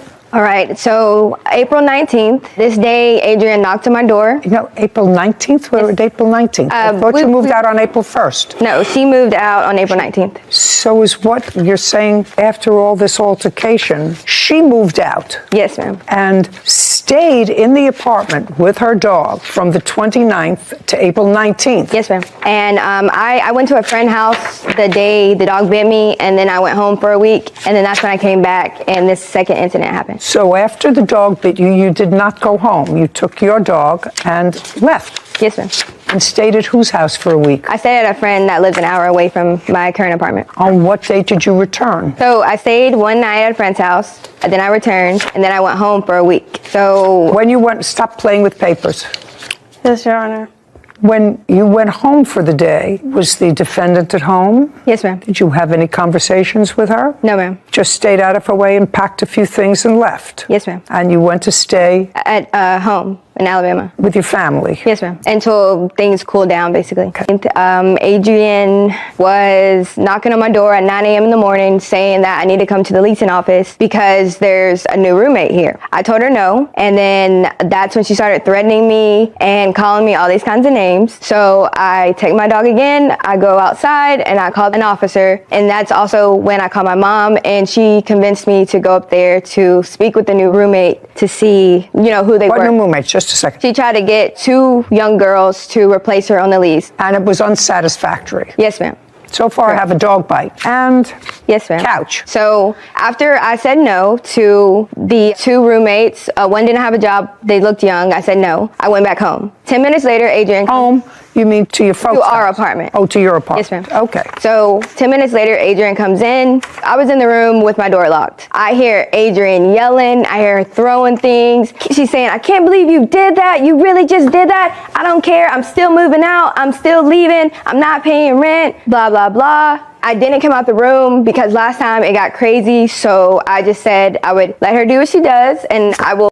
She had moved the couch in front of the door, so I couldn't get out of my room. And well, how did you get out? I jumped over it. And the trash can was flipped upside down. I have pictures of all the damage that she did to the house and videos. Well, I'd like to see them, please. And I would like to see the damage to the couch, which is your major complaint. Yeah. Okay, so this is the damages, and then I have a video of the entire incident right here.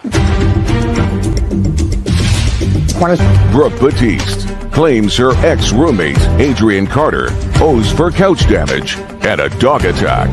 By the way, did you have any unreimbursed medical bills as a result of this dog bite? That's either a yes or a no. No, ma'am.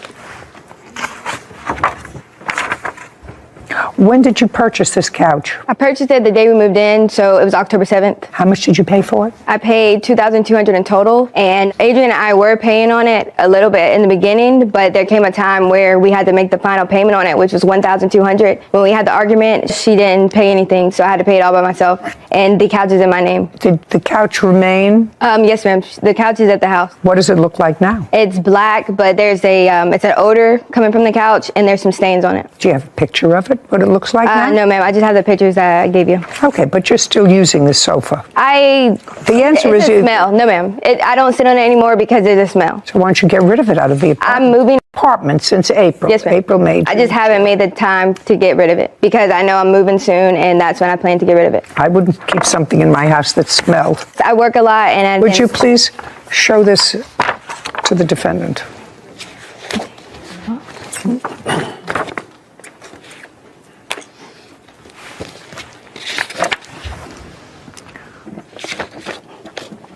Want to tell me how that happened? I did put chips and items that wasn't wet on the couch out of anger. I shouldn't have did it, but I did do it. And I didn't put liquid on it or anything. Literally, that's not true, Your Honor. Don't speak. You can get a napkin and wipe it off. But that's my couch too. Maybe I didn't pay the whole thing on it, but I've made payments on that couch, and I decided not to do that full payment that she did, which was $600, because she was irresponsible and decided to rent a couch and found out that that couch was whatever amount. I made payments on that couch, and I have proof for it. That's okay. You had no right to even attempt to destroy it. Okay. I'm actually finished with you. Your Honor, can we please go back over the lease portion of this? No. Can my mom speak about what happened? No, I said no.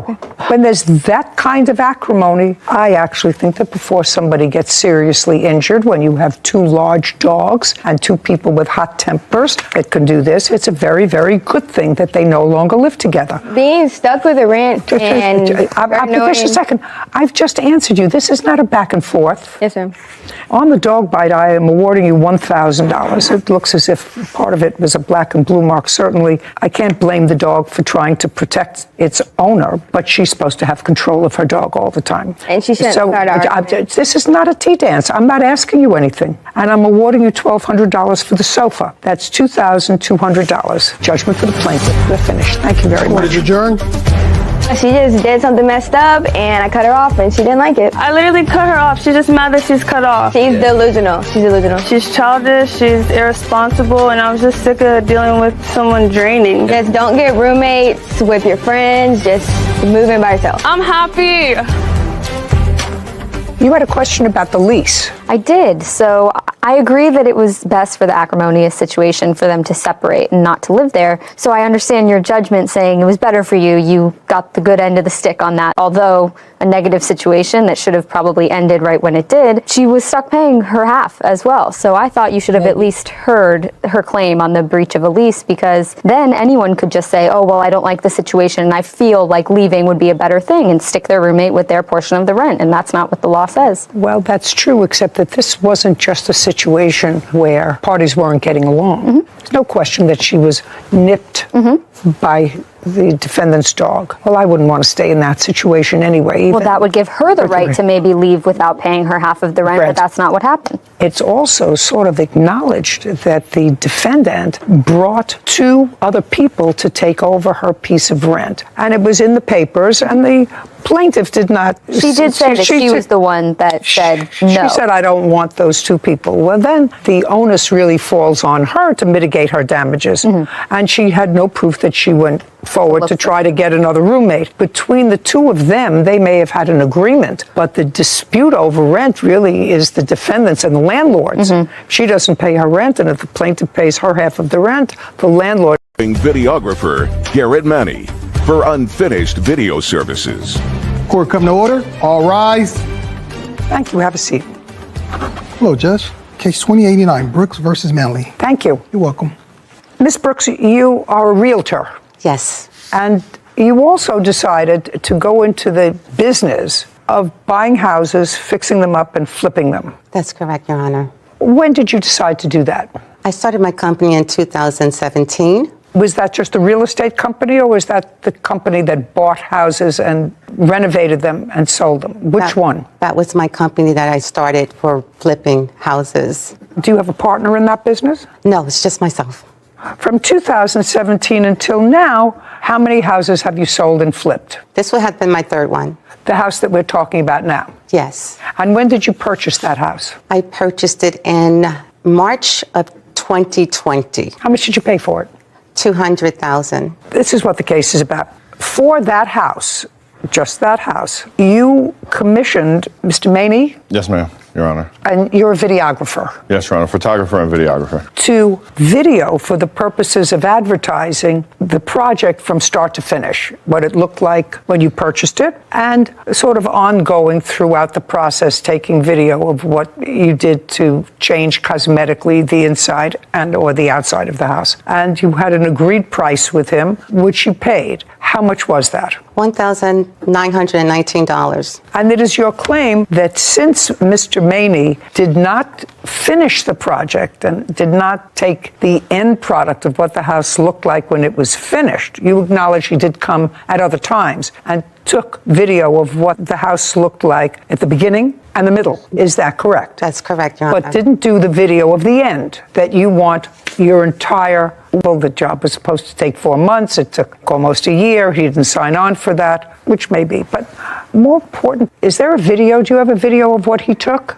Do you have a video of what you gave her? I have in my Google Drive a ton of video of what I've taken, but at the end, I have evidence showing we had scheduled for me to come in and do that final video. Everything was on point. Then she tells me here, No, it's going to be completed. Just a second. Oh, sorry. I'm going to let you have an opportunity Okay, sorry, Your Honor. to tell me what your defense is to this case, if you need one. I just want to see some video of what you took. Doesn't anybody have that here? I mean, if 3/4 of the project was completed with video, and the only thing, according to you, that he didn't do was the end, that's what you just told me, correct? Yes. Okay, so did he give you the video that was done? I got nothing, Your Honor. Your Honor, she has had access to the Google Drive with all of the video components in there. I cannot complete the final edits to put everything together until she completed things on her part, which was never done, which was spoken about from the beginning. Completing things on her part meant completing the house. Completing the house, talking points. Okay, but video is completing the house. That's part of it. Part of it, and the other one is audio where she tells you what's been done. Yes, Your Honor. I'm just thinking out loud. Why didn't you do that yourself?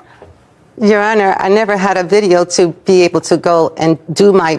No, I'm saying, did you have access to what he had done up until that time? That's either a yes or a no. Do you have some evidence to show me that the plaintiff had access to the video that you had shot of 3/4 of the project being completed? I believe I have something in here about uploading stuff into the Google Drive, which if she didn't have access to that Google Drive, then how did she upload the final walkthrough video that I do have evidence of that is not professional, that I was unable to complete due to her lack of commitment? Just a second. You have video of what? There is video evidence of the final walkthrough that was done by somebody on a phone camera because she canceled on me last minute when we were supposed to do it. Just a second. Where did you get that evidence from? She uploaded it into the Google Drive that had all of the videos, which she had access to, obviously, so if she put it in there. So what you're saying is Miss Brooks added a video of a final walkthrough that was done by whom? My son. By her son. And she added that final walkthrough to the Google Drive, and therefore you were able to get it. And she tacked that on to the work that you did complete. Is that what you're telling me? All of the rest of the videos are in the same Google Drive. Whereas in the same Google Drive. Which she had access I to got the entire Now I'd like to see the video. Which is not professional quality.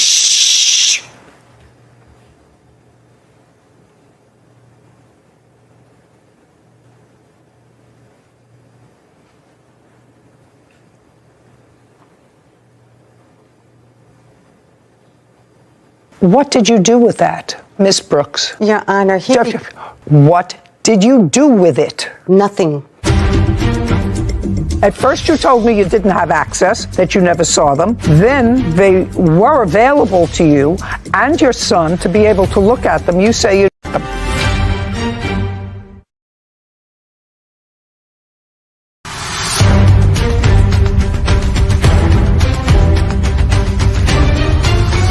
Rosa Brooks claims videographer Garrett Manny did not finish her home renovation video. You didn't send it to him.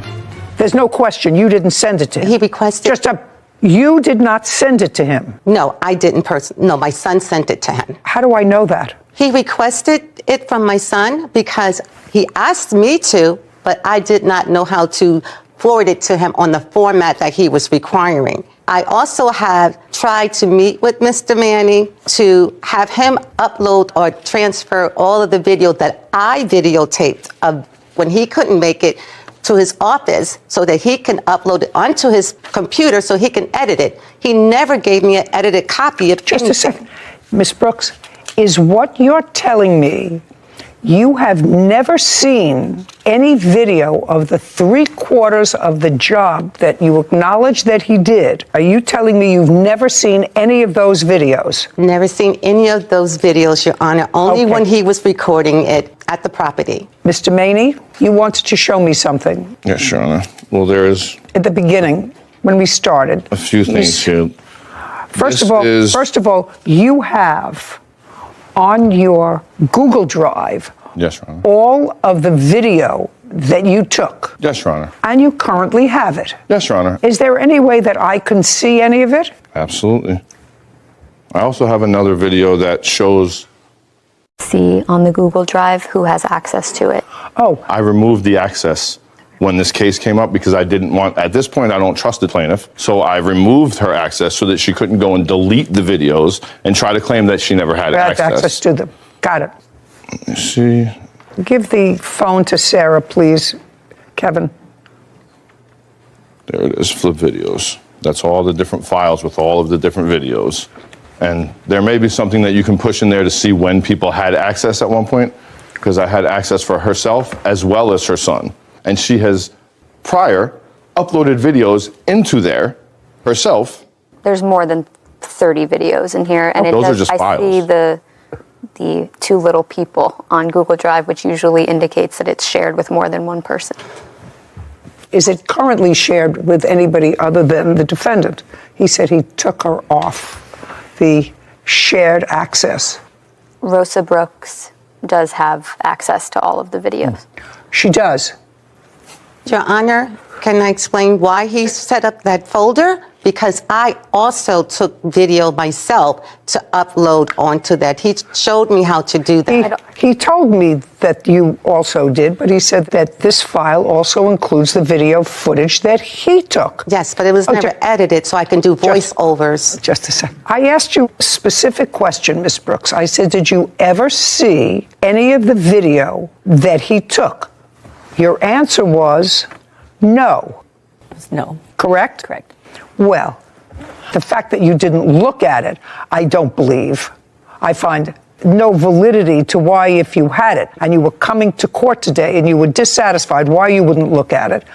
You had your son have access to it, and I don't know how old your son is, who took the end work for you. Clearly, $1,900 worth of work. Clearly. So what happened at the end that caused you to have your son do an end look at what the place looked like? I don't know why, but Mr. Maney said that he has an email from you that I'm going to look at now.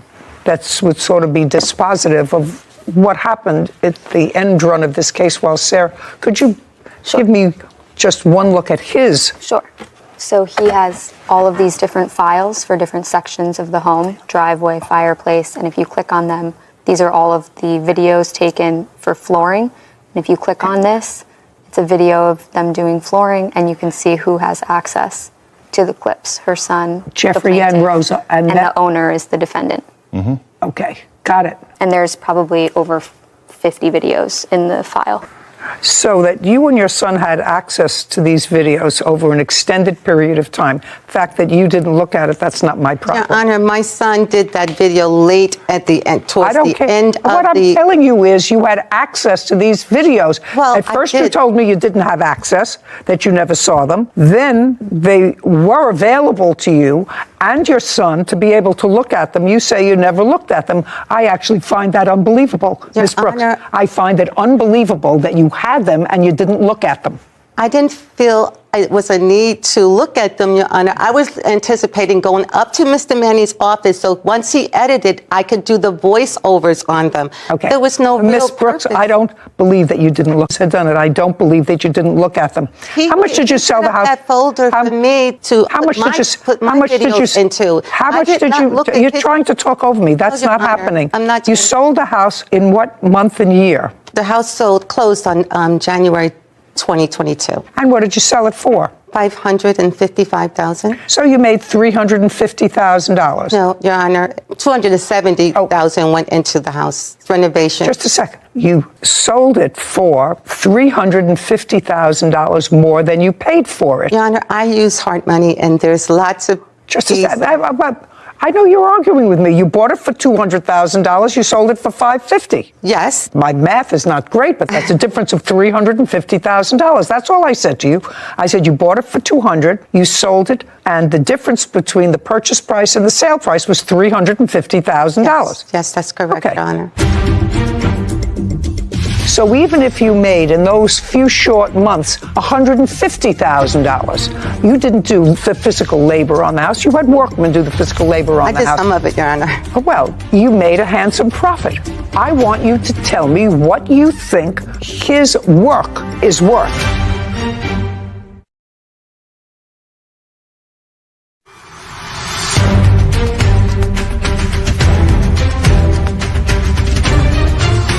Rosa Brooks has accused videographer Garrett Manny of not completing her home renovation video. Now, you sold it in January of 2022. That's correct. That's when it closed. Yes. When did it go into contract? Early in the project, Your Honor. It was pretty much the third month after I purchased it. So I purchased it in March. It was under contract around July of 2020.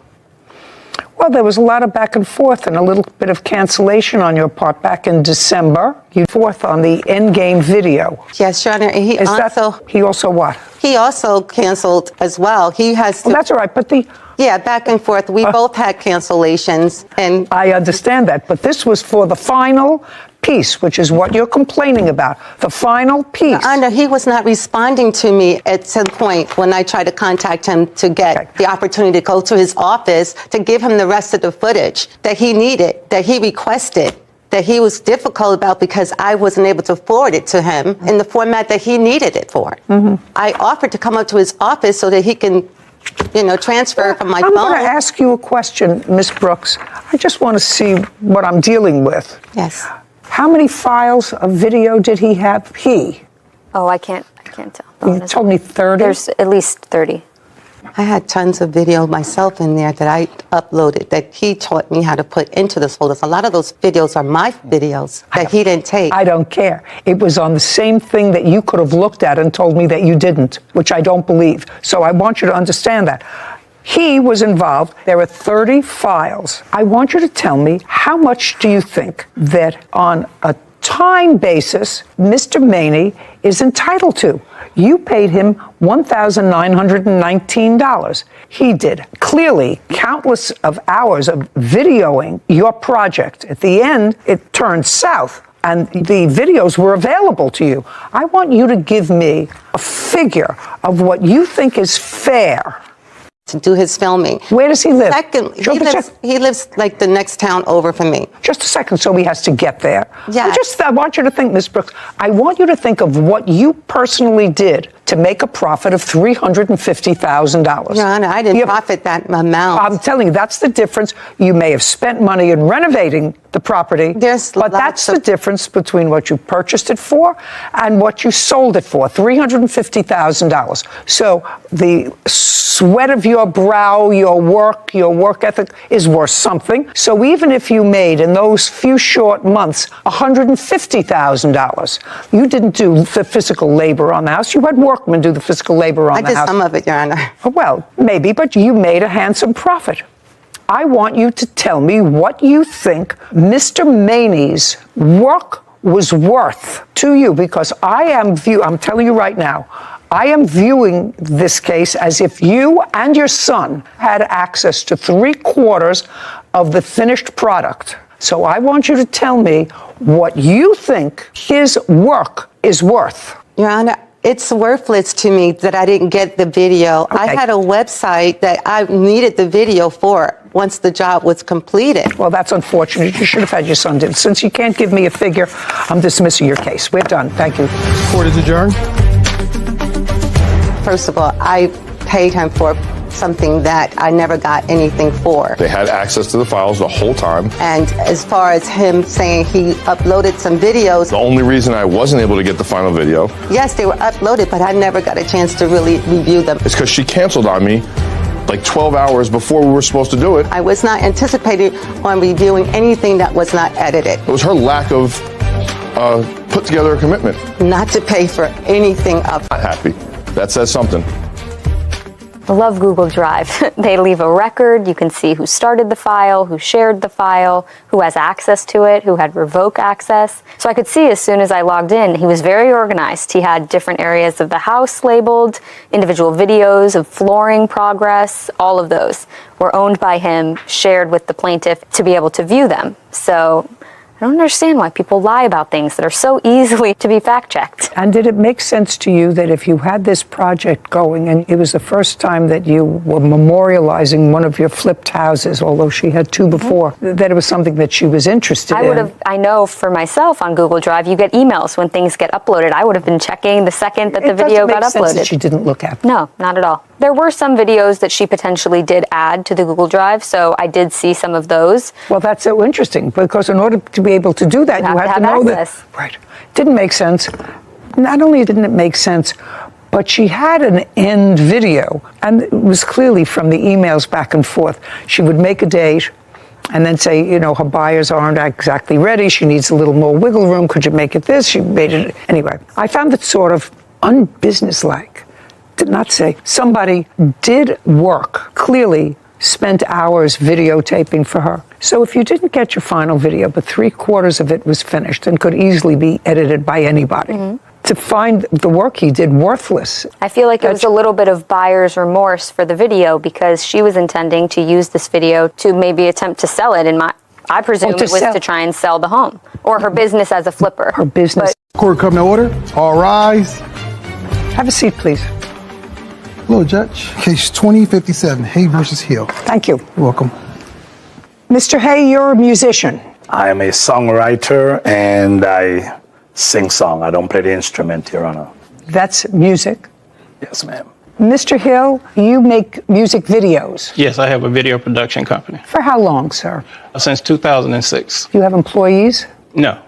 Just you? Yes, ma'am. Do you have a place of business? Yes, I work at my home. So your place of business is the residence. Do you have a studio in the residence? No, we do not. Where do you record this music? Most of the time we do it on location, but I haven't done a music video in almost 10 years. When you say you have a video business, you haven't done music videos. Right, yes. You have done what kind of videos? Well, we've done a small film. We have a 3D full-length original animation that we do. We also have a network that we show podcasts on. We have a health and fitness show, and we was working on a reality TV show and an entertainment news show. I still don't understand how you make a living. I have a regular 9-to-5 job. Okay, now that's where we go. Yeah. So your 9-to-5 job is what? Right now I'm an insurance agent. Do you advertise making videos? Absolutely not. The only reason I did this was as a favor to a friend. Well, you didn't do it for a favor because you were charging him. No, the only reason I accepted to do the video was because a friend asked me to meet with him. I understand that. Yeah. But you weren't doing him a favor because you were charging him. No, I was doing the friend a favor. I wasn't doing him a favor. No. Right. Mr. Hill, if somebody says, listen, I have a friend who wants to make a video. I know you've got a setup in your house where you could do that, or you do it on location. Would you like to be introduced to him? And you met with Mr. Hay on what date? I'm not really sure. On what date, Mr. Hay? We met sometime in early April, late March. Did you have a written contract? Yes, ma'am. And that was to make certain videos? Yes. I'd like to see the written contract, please. This lawsuit seeks a refund of the money that you gave to him because the entire contract was not fulfilled. That's what the case is about. That is correct. Okay, so there is a full and complete agreement. Was this the only agreement there was in writing? That's the one for that one. That's the one for what? For that particular item. There's another one here. Well, that's what I wanted to know. There's one to produce 3 videos. That is correct. Okay. Is there another written contract? He said this is not a contract. Well, but I'm asking you, is there another written contract that you're relying on? Because he was supposed to make 3 videos, and the cost of the 3 videos was $1,500? $3,000. $3,000. Demand $1,500 from me. Okay. Okay, that's And right. then That's not just a second. correct. That's not correct. Just a second. So it is your claim that in addition to the $3,000, $1,500 of which you paid to him, correct? Yes, ma'am. There was a subsequent contract afterwards for an additional item. I'd like to see that. For the live performance on I May understand. 1st. Okay. You wanted to do something live on one of his radio stations. Or... Mr. Hill. No, I'm going to read this. Okay, ma'am. Okay. Let's deal with the easier one first. Did you receive the $1,500 for this contract? Yes. And that was for a live performance on one of your outlets. Right. And that was to take place on May 1st. May 1st. And gets his $1,500 back. That's one. Thank you, Your Honor. But I'm not asking you anything. There's nothing else that you have to tell me about that, right? You paid him $1,500. Yes, ma'am. You didn't do a live performance. You get your $1,500 back. Yes, ma'am. Now, with regard to the 3 videos, you've given him a total now of $3,000? $1,500, Your Honor. How much did you pay him on this? For the videos? Yes. I gave him $500 up front to start off on that project, and then that's on the 21st, and then I gave him $1,000 by the 27th, I think, for the 3 videos. So you gave him $1,500. So you gave him the 3 videos were supposed to be $3,000, and you gave him $1,500. Yes, ma'am. Okay. How many videos were produced for you? 1. Is it accurate that 1 video was produced for Mr. Hay? Yes. And it was done on a particular date? Right. And you gave him that video? Yes. On what date did you give him that video? No. Okay. Each video was supposed to cost $1,000. Yes. Dollars. And you received 1 video. Yes, ma'am. And you paid him $1,500 so far as down payment on 3. So you have $1,500 that you believe is coming back to you from that amount of money, in addition to the $1,500 that I've already given you. No, the $1,500 covered the first video. It wasn't a breakdown like he's trying to make it in the 3 videos. No, the $1,500 was the cost, was the full cost for the first video. Does it say that in here? He's not giving you more money back. No. He's not giving you more money that you gave him. Do you have a defense for not paying rent for those 3 months, which you clearly occupied her premises? Who wants to tell me why you didn't pay rent?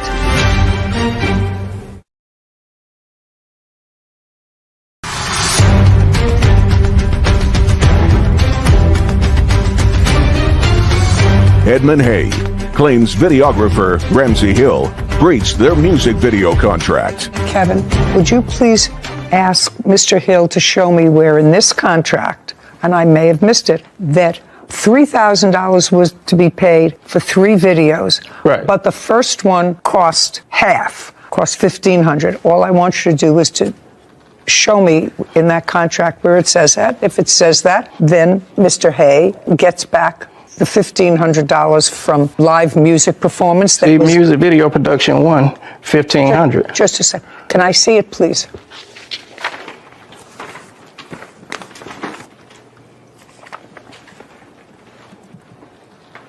Yes, it does. Mr. Hay, that's a produced video, correct? Correct, ma'am. Okay, well, So, then you're absolutely right. What? so the reason why I'm suing him for the extra $1,000, Your Honor, is for the live performance that he didn't perform. I had to hire 2 other persons to That's not his problem. He didn't perform. He didn't He didn't do the live performance. First of all, and you're getting your money back. He's not giving you more money back. No. He's not giving you more money that you gave him. Do you understand? He's giving. Your Honor, may I say this, please? You could say whatever you want to say. He's not paying for you to do another live performance with other people. He didn't perform pursuant to the contract, and you're getting your money back because he didn't perform that contract. For the videos, correct? For the videos, he produced 1, and 1 was $1,500. That's what this contract says. The contract is about making 3 videos, Your Honor. That's all right. If you want to look at it, do you want to see it? Have we shown it to you? No, I'm asking pertaining to what he says. He says pertaining to just 1 for the $1,500. It says it's clear. Music video, #1 production, $1,500. #1, which means there's 2 more need to be done. Correct, but the first one was, just a second, the first one was $1,500. He could have very easily said, Mr. Hay, production #1, $1,000. Production #2. He explained that like you just said to me, and he wrote that in words for that purpose. This is what the court is bound by, sir. Not what he may have explained to you, because you cannot modify in the law a written contract by oral communications between the parties. It's in writing. If you wanted him to write production 1, $1,000, then you would have said, write production 1, that each video was. That speaks for itself. On the initial contract, he has to give you a refund of $1,500. On this contract, he produced #1 video for which you paid him $1,500. That's what the contract calls for. We're done here. Thank you very much. Thank you. Thank you, Your Honor. Well, it's a fair decision. There is no breaching of my end on the contract. It would never have been any money if he'd have kept things on course. How did I breach the contract when I'm here getting the money for the contract? I'm not working with anybody like that.